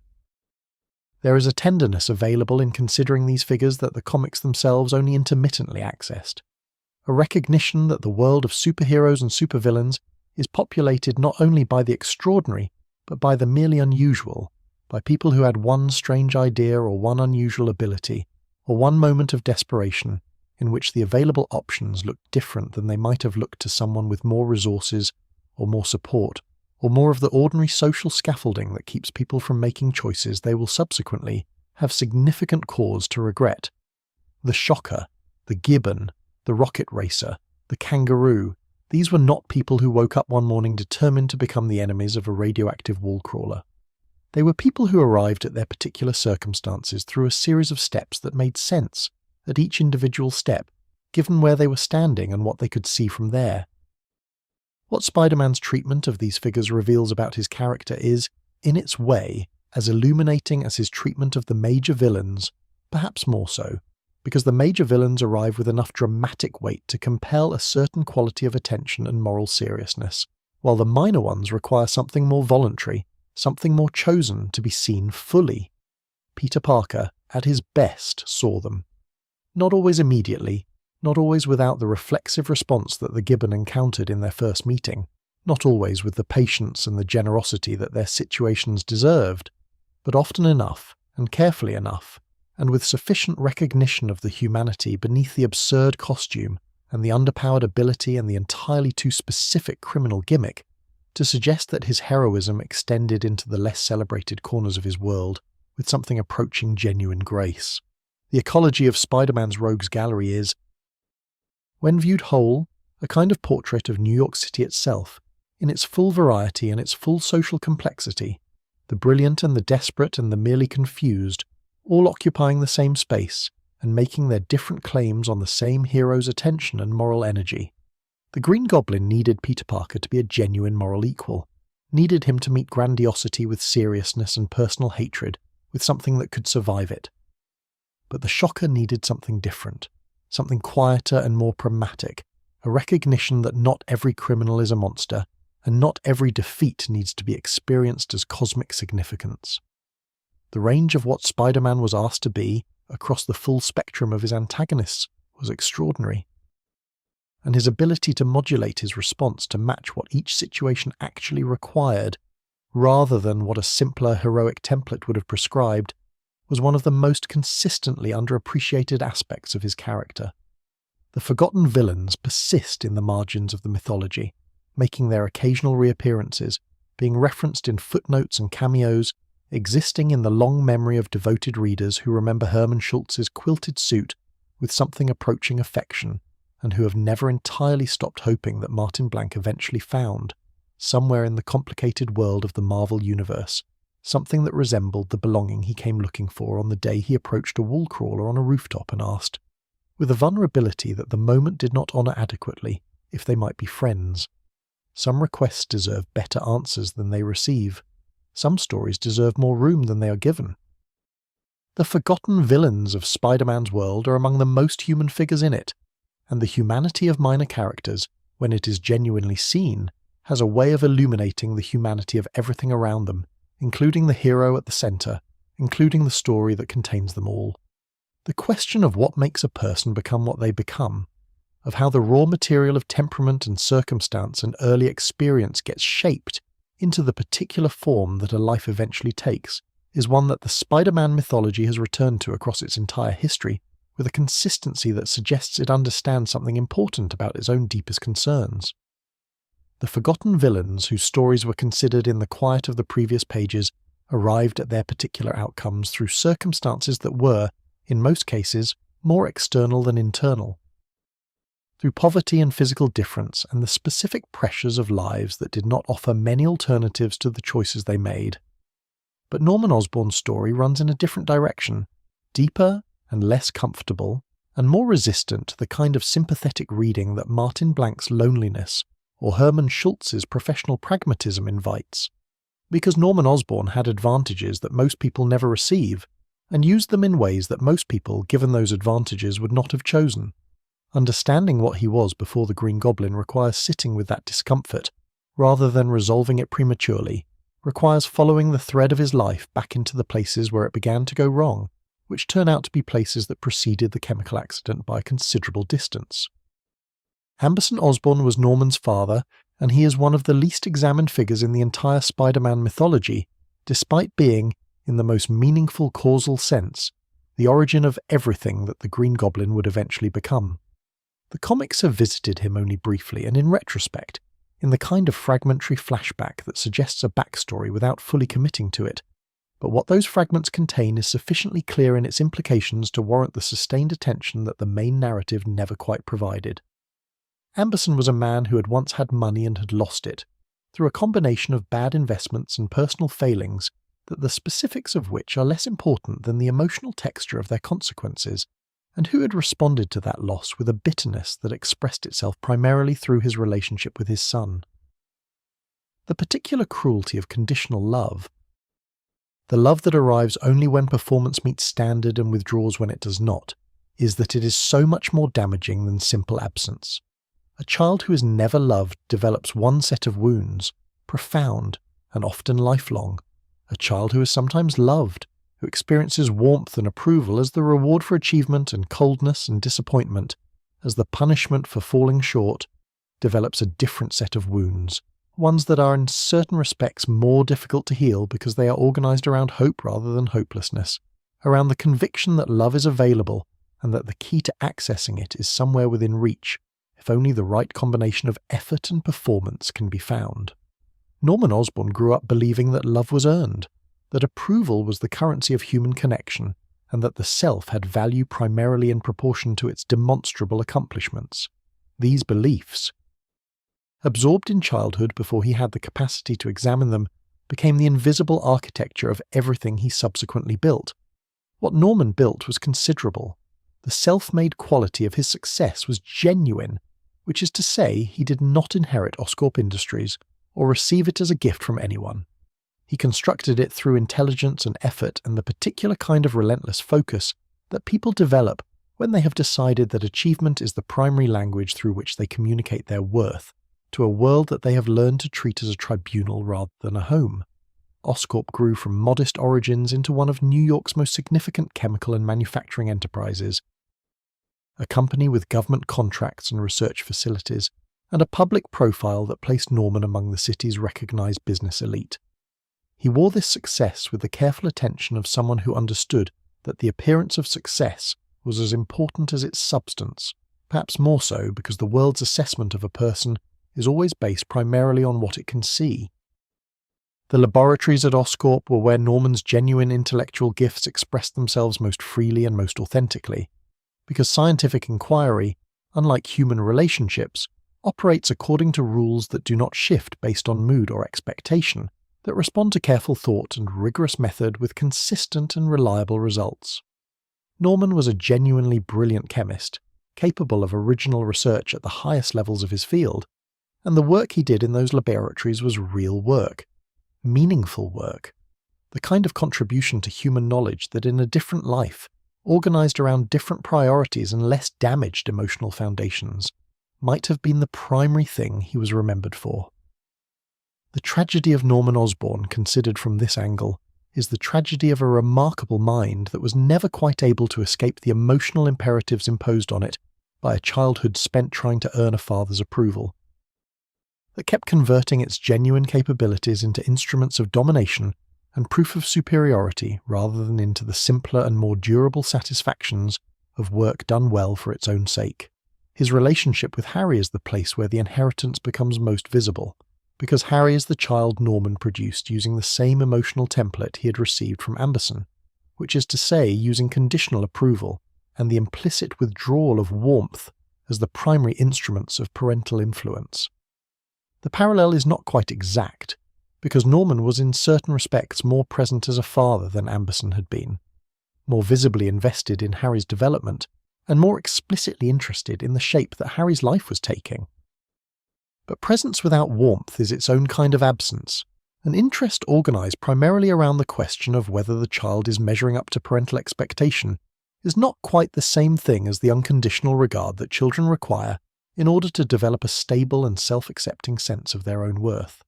Harry grew up knowing his father watched him, and knowing that the watching was primarily evaluative, that the question behind Norman's attention was always whether Harry was becoming the kind of person who would reflect well on the Osborn name rather than whether Harry was becoming the kind of person who was happy and whole and capable of genuine connection with others. The specific damage this created in Harry has been examined elsewhere in this evening's journey, but its relevance here is as a mirror, as the clearest possible evidence of what Norman's own emotional formation had done to him, because people reproduce what they have received, not always and not inevitably, but with sufficient frequency that the pattern, when it appears, is recognizable as pattern rather than coincidence. The professional relationship between Norman Osborn and his business partner Mendel Stromm contained in its dissolution another window into Norman's character that the comics have not always fully exploited. Stromm was the scientific mind behind some of Oscorp's earliest and most significant research, a genuine collaborator rather than an employee, someone whose contributions to the company's foundation were real and substantial. Norman had him arrested on embezzlement charges, an act whose moral complexion depends on details that the comics have left somewhat ambiguous, but that most careful readers have understood as reflecting Norman's conviction that the company, once it had absorbed what Stromm had to offer, no longer required the complication of a partner with an equal claim to its origins. Whether this constitutes straightforward betrayal or something more nuanced is perhaps less important than what it reveals about Norman's fundamental orientation toward other people, which was the orientation of someone who saw relationships primarily as arrangements of utility, as structures that served a purpose and could be restructured or dissolved when that purpose had been adequately served. The chemical accident that produced the Green Goblin formula, and that produced in Norman the enhanced strength and the psychological dissolution that the formula carried as its hidden cost, occurred in the context of this research, in the laboratories where Norman had always felt most at home, among the compounds and the processes that responded to his intelligence with the consistency that human beings had never quite managed to provide. The explosion that bathed him in the experimental chemicals was not, in the strictly narrative sense, the moment when Norman Osborn went wrong. The wrongness had older origins and deeper roots. What the accident did was remove the inhibitions, the social conditioning, and the rational self-monitoring and the civilized restraints that kept the pre-existing darkness within the boundaries of what the world recognized as acceptable behavior. The Goblin did not create Norman's cruelty or his arrogance or his contempt for the people he considered beneath him. It simply removed the locks from the doors behind which those qualities had always lived. This is perhaps the most important thing to understand about the Green Goblin as a character, and it is the thing that distinguishes him from villains whose evil is more straightforwardly external in its origin. The Lizard is Curtis Connors fighting against a transformation he did not choose and does not want. The Sandman is Flint Marko altered by accident into something he must learn to live with. But the Green Goblin is Norman Osborn with his masks removed. Norman Osborn operating without the social performance that had always been the primary mechanism through which he managed his relationship with the world. The pumpkin bombs and the glider and the Halloween theatrics were expressions of something that had always been there.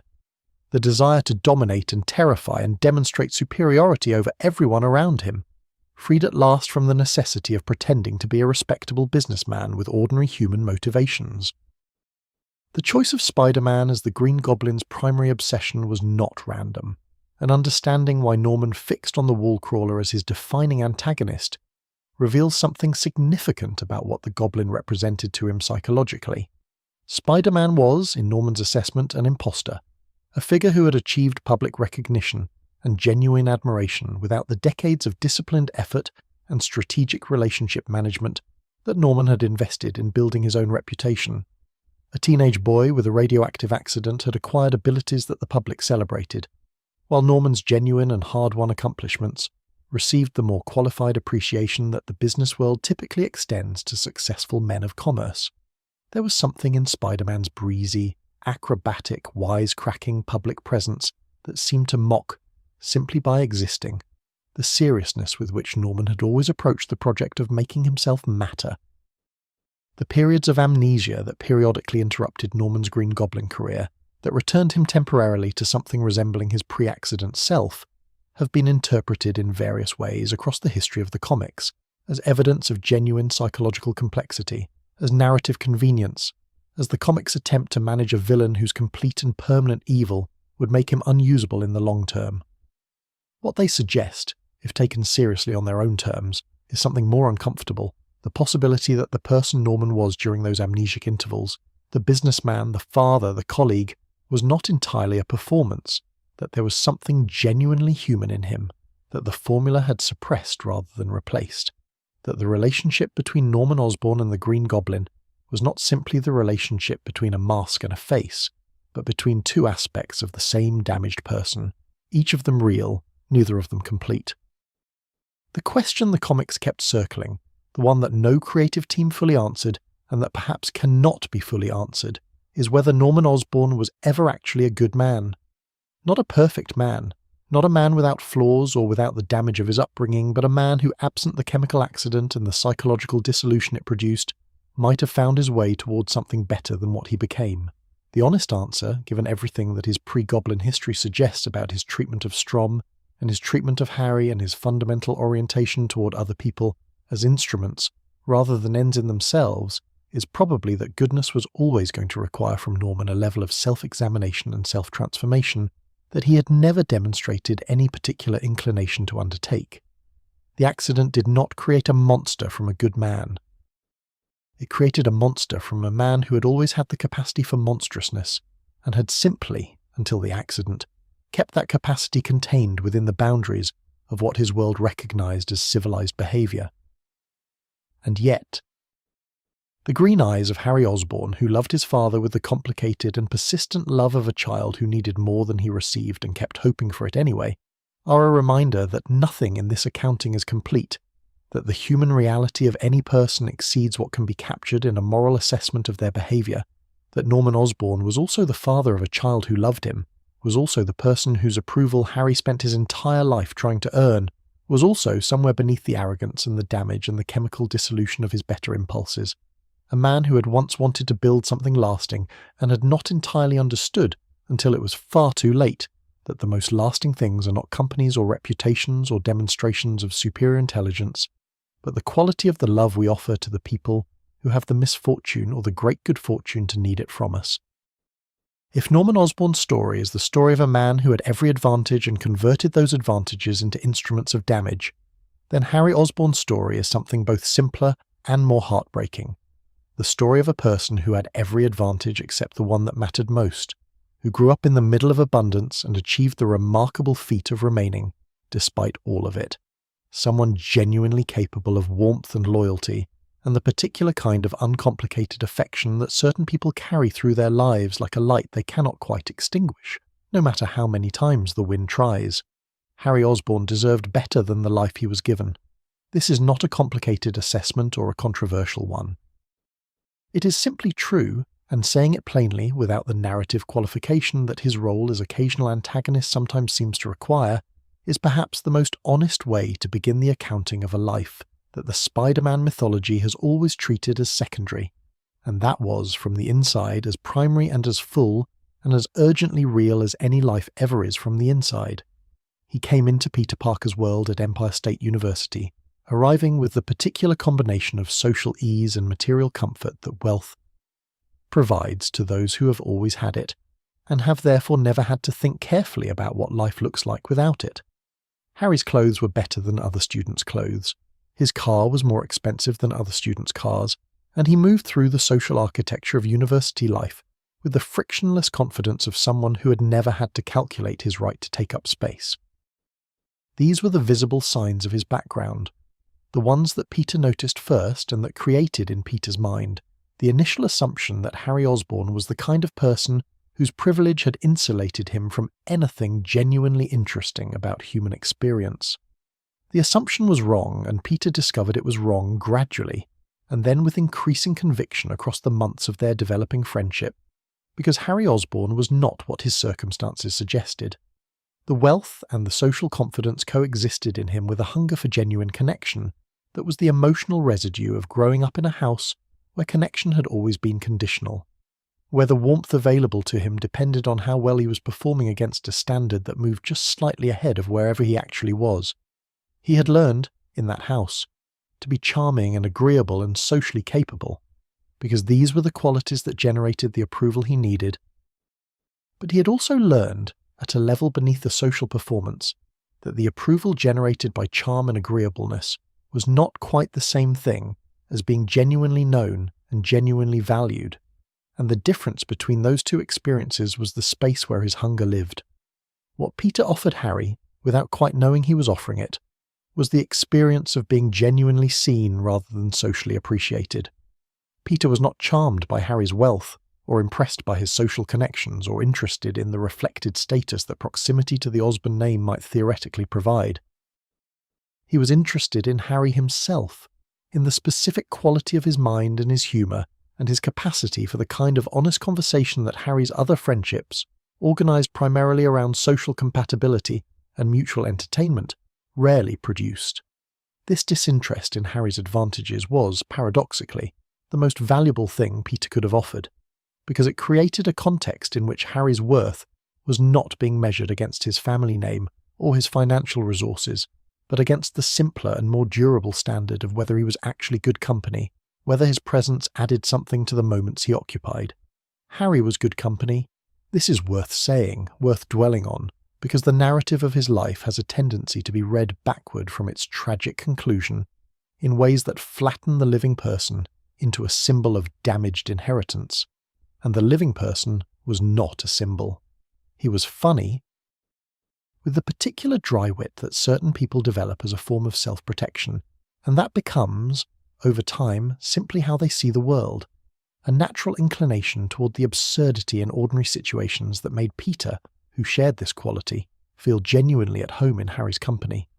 He was generous without the performance of generosity, which is to say he gave things because giving them felt natural, rather than because he was constructing an impression of himself as a generous person, and this quality of unself-conscious giving was among the most attractive things about him.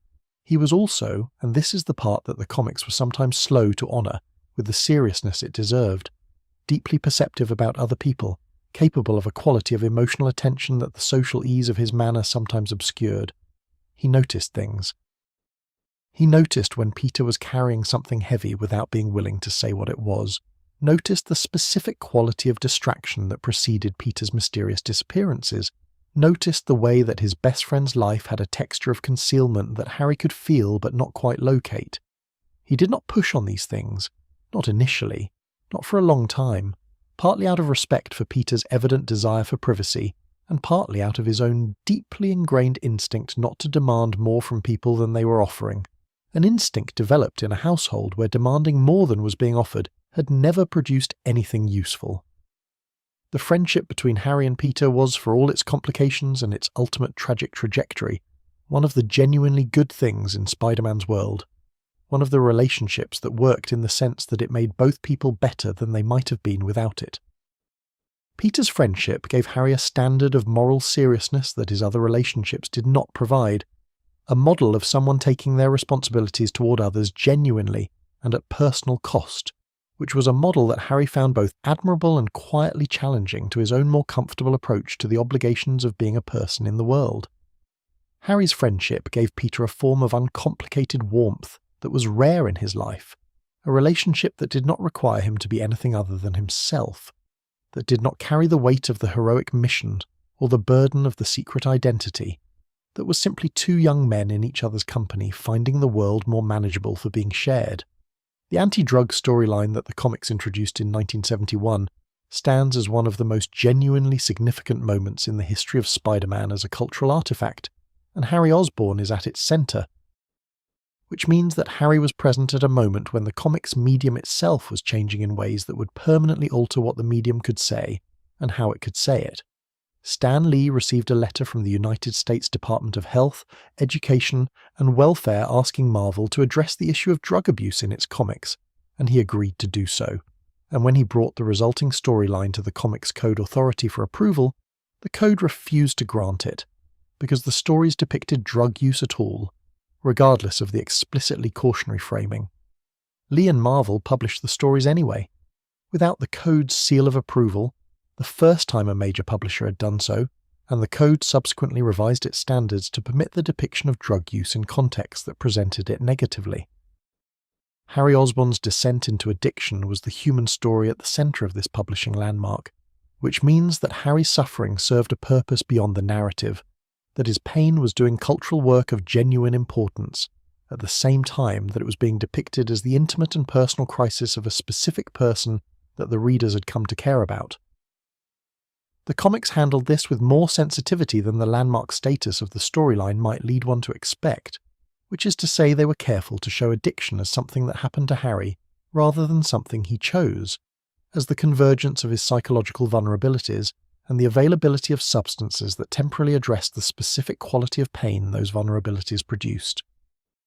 The pain that drove Harry toward drugs was the pain of his father's expectations, which is not a simple or a reducible thing, not something that can be adequately described as pressure or disappointment, or the stress of not measuring up, because it was more pervasive and more fundamental than any of those words quite capture.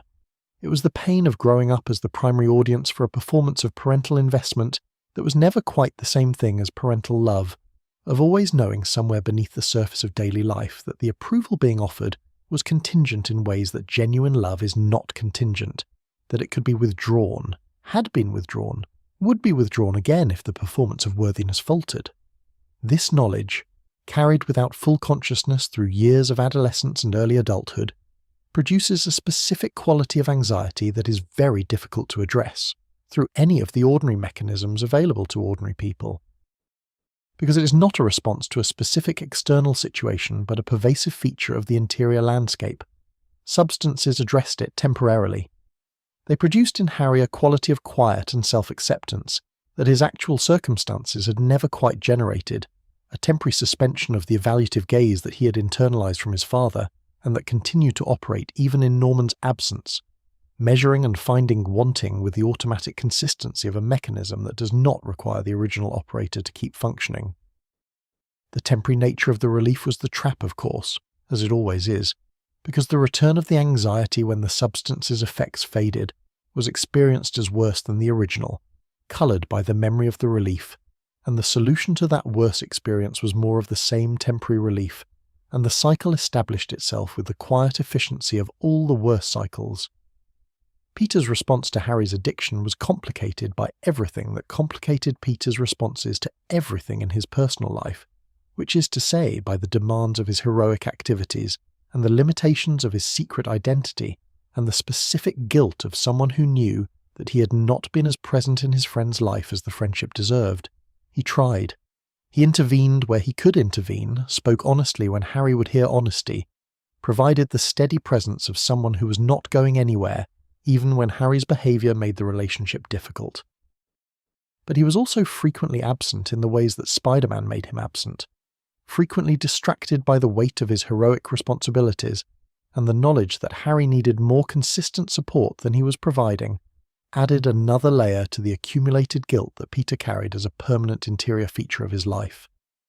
Harry's recovery, partial and uneven, and eventually overtaken by the emergence of the Green Goblin inheritance, was real while it lasted. He married Liz Allan, which was in itself a gesture toward the possibility of something better, toward the conviction that he could build a life organised around warmth and connection, rather than around his father's legacy and his own damaged relationship to his own worth. Liz was steady in ways that Harry needed steadiness, capable of the kind of consistent, uncomplicated affection that he had never received from Norman, and that he responded to with a gratitude and a devotion that were among the most genuine emotions he ever expressed. Their marriage was not perfect, because no marriage is perfect and because Harry's history made certain kinds of ease impossible, but it was real, and it was loving, and it produced a son named Normie, who received from his parents a quality of warmth that neither of them had received from their own. The son's name is the tragedy in miniature, Norman. Named for a grandfather who had tried to kill the people his parents loved most, named as an act of either extraordinary generosity or extraordinary denial, the comics were never entirely sure which. Named with the hope perhaps that the name could be reclaimed, could be redeemed, could mean something different in the life of a child who carried none of his grandfather's damage and all of his parents' love. Whether that hope was reasonable is a question the subsequent narrative addressed with varying degrees of optimism across different creative periods. But the hope itself was genuine, and genuine hope, even hope that has difficult odds, is not nothing. The discovery of Norman's Green Goblin equipment, hidden in the rooms beneath the Osborn mansion with the careful concealment of a man who had always understood that his two lives needed to be kept separate, arrived in Harry's life at a moment when his psychological stability was already compromised by grief and by the substance use that grief had reactivated, and it arrived with the force of a revelation that reorganized everything. He thought he knew about his father, about his own history, about the specific shape of the loss he was grieving. The father he mourned was not the father who had existed. The father who had existed was something more and worse and stranger than Harry had known, and the mourning that had been organized around the loss of an imperfect but recognizable human father had to be entirely reconstructed around the loss of something considerably more complicated. His own assumption of the Green Goblin identity was not, at its deepest level, about becoming his father, though it looked like that from the outside and though the costume and the equipment made the resemblance unavoidable. It was about trying to understand his father, about trying to inhabit the experience that had shaped Norman and that had in turn shaped Harry, about trying to find, through the wearing of the mask, some answer to the question that had organized his entire emotional life, which was whether he had ever actually known the person he had spent that life trying to earn approval from. The answer the Goblin identity provided was not a comforting one. The chemicals that gave Harry his enhanced abilities also did to his psychological architecture what they had done to Norman's, which is to say they removed the inhibitions and the rational self-monitoring and the civilized restraints, and what emerged without those restraints was a person consumed by grief and rage and the particular bitterness of someone who had loved enormously and been failed enormously and could not find a way to hold both of those truths simultaneously without one of them destroying the other. The final act of Harry Osborn's life was also, in its way, the most purely himself that the narrative ever allowed him to be, the moment when his genuine character, the warmth and the loyalty and the fundamental decency that had always been present beneath the damage and the illness, surfaced clearly enough to determine the outcome. He had rigged the building to explode. He had constructed a situation designed to end both his own life and Peter's, driven by the logic of a mind whose illness had converted grief into a plan for finality. And then something broke through, some version of himself that recognized what he was doing and understood what it would cost, and he chose differently. He saved the people he had been about to kill. He paid for that saving with his own life, the chemical damage finally extracting its full cost, and he died in Peter's arms with the clarity that sometimes arrives at the very end of complicated lives, the clarity of someone who has finally, in the last possible moment, managed to be simply himself. Peter held him while he went, which is the kind of thing that words do not adequately address and that the comics, to their credit, did not try to address with anything other than the quiet weight of the moment itself. Two young men who had been friends in the ordinary way that young men are friends, sharing meals and making each other laugh and being present for the difficulties that neither of them could prevent, arriving at the end of something that had been real and valuable and irreplaceable, however complicated and however painful its final form had been. Harry Osborn deserved better than the life he was given. He also, in the end, managed to be better than the worst of what that life produced in him. Both of these things are true, and the space between them is where his story actually lives, in the distance between what a person is given and what they manage, against the odds of their inheritance and their damage and their grief to choose. The people Harry Osborn loved, the people Peter Parker loved, the people whose lives intersected with the wall crawlers in ways ranging from the profound to the glancing, all of them lived in a city, and the city was as much a character in Spider-Man's story as any of the individuals who moved through it, as much a presence as Norman Osborn's damage, or Ben Parker's goodness, or Harry's complicated and finally redemptive love. New York City in the Spider-Man mythology is not merely a backdrop or a setting in the conventional sense of those words, not simply a collection of buildings and streets, provided as context for the more important human drama unfolding in front of them. It is a living thing, a community of millions of specific and irreducible people, each of them carrying their own interior lives and their own relationships to the costumed figure who swung overhead, and understanding what Spider-Man meant to that city. What the city actually thought and felt about the wall crawler across the decades of his presence in its skies requires descending from the level of the major characters and the major storylines, and spending some time at street level, among the people whose names the comics rarely recorded, and whose perspectives the narrative rarely paused long enough to inhabit. The geography of Spider-Man's world has always been specific in ways that distinguish it from the more generically urban settings of other superhero mythologies. Gotham City is an atmosphere, a mood given architectural form, a city that exists primarily to express the psychological reality of the hero who protects it. But New York City exists independently of Spider-Man, existed before him, will exist after him, has its own enormous and indifferent life that continues whether or not a teenage boy in a red and blue costume is swinging through its canyons on any given evening.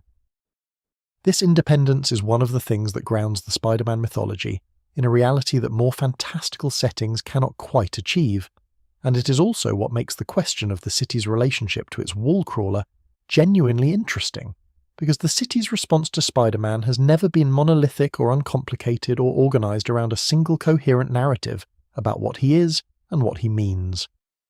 Queens, where Peter Parker grew up, has its own particular relationship to the hero that is different from the relationship of Manhattan, which is different again from the relationship of the Bronx, or Brooklyn or Staten Island, because each of these places is its own community, with its own character and its own history and its own way of receiving the extraordinary when it arrives in its midst. Forest Hills, the specific neighborhood of Peter's childhood, is the kind of neighborhood that produces a particular kind of New Yorker, someone formed by the specific combination of outer borough pride and proximity to the city's center, someone who has grown up understanding that the most important things in life happen at a human scale, in the interactions between neighbors and the rhythms of local streets and the particular quality of autumn light falling through the maple trees that line the residential blocks. The people of Forest Hills received the news of Spider-Man's existence when it came to them through the Daily Bugle and the television news, and the conversations of people who had seen or almost seen something remarkable in the sky above Manhattan, with the mixture of pride and bewilderment and proprietary interest that outer borough New Yorkers bring to anything associated with their particular patch of the city. There was, among certain residents of Queens, a conviction that Spider-Man was probably from Queens, that the specific quality of his heroism, the way it combined genuine capability with a certain unpretentious directness, a certain absence of the grandiosity that Manhattan heroes might be expected to project, had the unmistakable character of someone formed by outer borough sensibilities. This conviction was correct, of course, and its correctness was never publicly confirmed, but it persisted anyway, in the way that communities sometimes intuitively recognize their own. The bodega owners of the Lower East Side developed, over the years of Spider-Man's active presence in their neighborhood, a relationship with the wall crawler that was specific and practical and expressed in the specific and practical language of people whose primary concern is the functioning of their immediate environment. Spider-Man stopped robberies. He intervened in situations that the police, for reasons of response time and resource allocation, could not always address as quickly as the situations required. He appeared, when he appeared, with a reliability that was not perfect, but that was considerably better than the alternatives, and he departed without requiring payment or recognition, or the kind of bureaucratic acknowledgement that legitimate institutions require in exchange for their services. For small business owners operating in neighborhoods where the threat of robbery was a genuine and recurring feature of daily life, this combination of effectiveness and undemanding assistance was valued with a directness and a warmth that the more abstract public discourse about Spider-Man's accountability and legitimacy never quite managed to capture. The wall beside the register in a particular bodega on Delancey Street, in the version of New York that the Spider-Man comics depicted across their long history, held a collection of Daily Bugle front pages featuring photographs of the wall crawler, accumulated over years and kept with the casual reverence of objects that represent something important without quite being icons. The owner, a man who had come to New York from the Dominican Republic and who had built his business with the specific combination of work and stubbornness and community investment that immigrant entrepreneurship often requires, did not think of himself as a Spider-Man fan in the way that the teenagers who bought the action figures and read the comics thought of themselves as fans. He thought of Spider-Man as a neighbor, as someone whose presence in the neighborhood made the neighborhood function slightly better, which was the most practical and the most sincere form of appreciation available to him. The children of New York City had a relationship with Spider-Man that operated according to different rules than the adult relationships, because children are not yet fully equipped with the apparatus of political and institutional skepticism that adults bring to their assessments of unaccountable power, and because children understand, with an intuitive directness that adults sometimes lose, that the question of whether Spider-Man had the proper permits for his web-swinging activities is considerably less important than the question of whether Spider-Man was good. They drew him on notebook covers and fire escape railings and the inside covers of textbooks that were supposed to be kept pristine, and they argued about him on playgrounds with the passionate intensity that children bring to arguments about things that genuinely matter to them, and they looked up at the Manhattan skyline with the specific quality of attention that children reserve for things they are actually hoping to see. The alert and patient hopefulness of someone who knows that what they are waiting for is real and present somewhere in the space above the buildings and might, if they watch carefully enough, become visible. The women who looked up from those same streets and those same playgrounds brought a different quality of attention, organized around concerns that the public discourse about Spider-Man's accountability and legitimacy rarely centered, but that were no less real for being peripheral to the main conversation. Mothers who watched their children look skyward with that particular hopefulness felt, alongside whatever else they felt about the masked figure moving through the city's upper atmosphere, the specific anxiety of people who understood that the extraordinary is never entirely safe, that the presence of someone with Spider-Man's capabilities in the city's skies created conditions in which remarkable things could happen, and that remarkable things cut in multiple directions. They valued the protection. They were not certain they trusted the protector, or more precisely, they were not certain they had sufficient information to make an informed assessment of whether to trust the protector, and the uncertainty was not comfortable. This qualified and conditional appreciation, the appreciation of people who were genuinely grateful for what Spider-Man did while remaining legitimately uncertain about what he was, represented perhaps the most honest and most prevalent response to his presence in the city.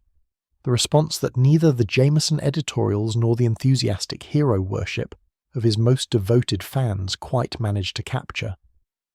Most New Yorkers were not villagers with pitchforks, organizing their emotional lives around a conviction that the wall crawler was a menace who needed to be stopped.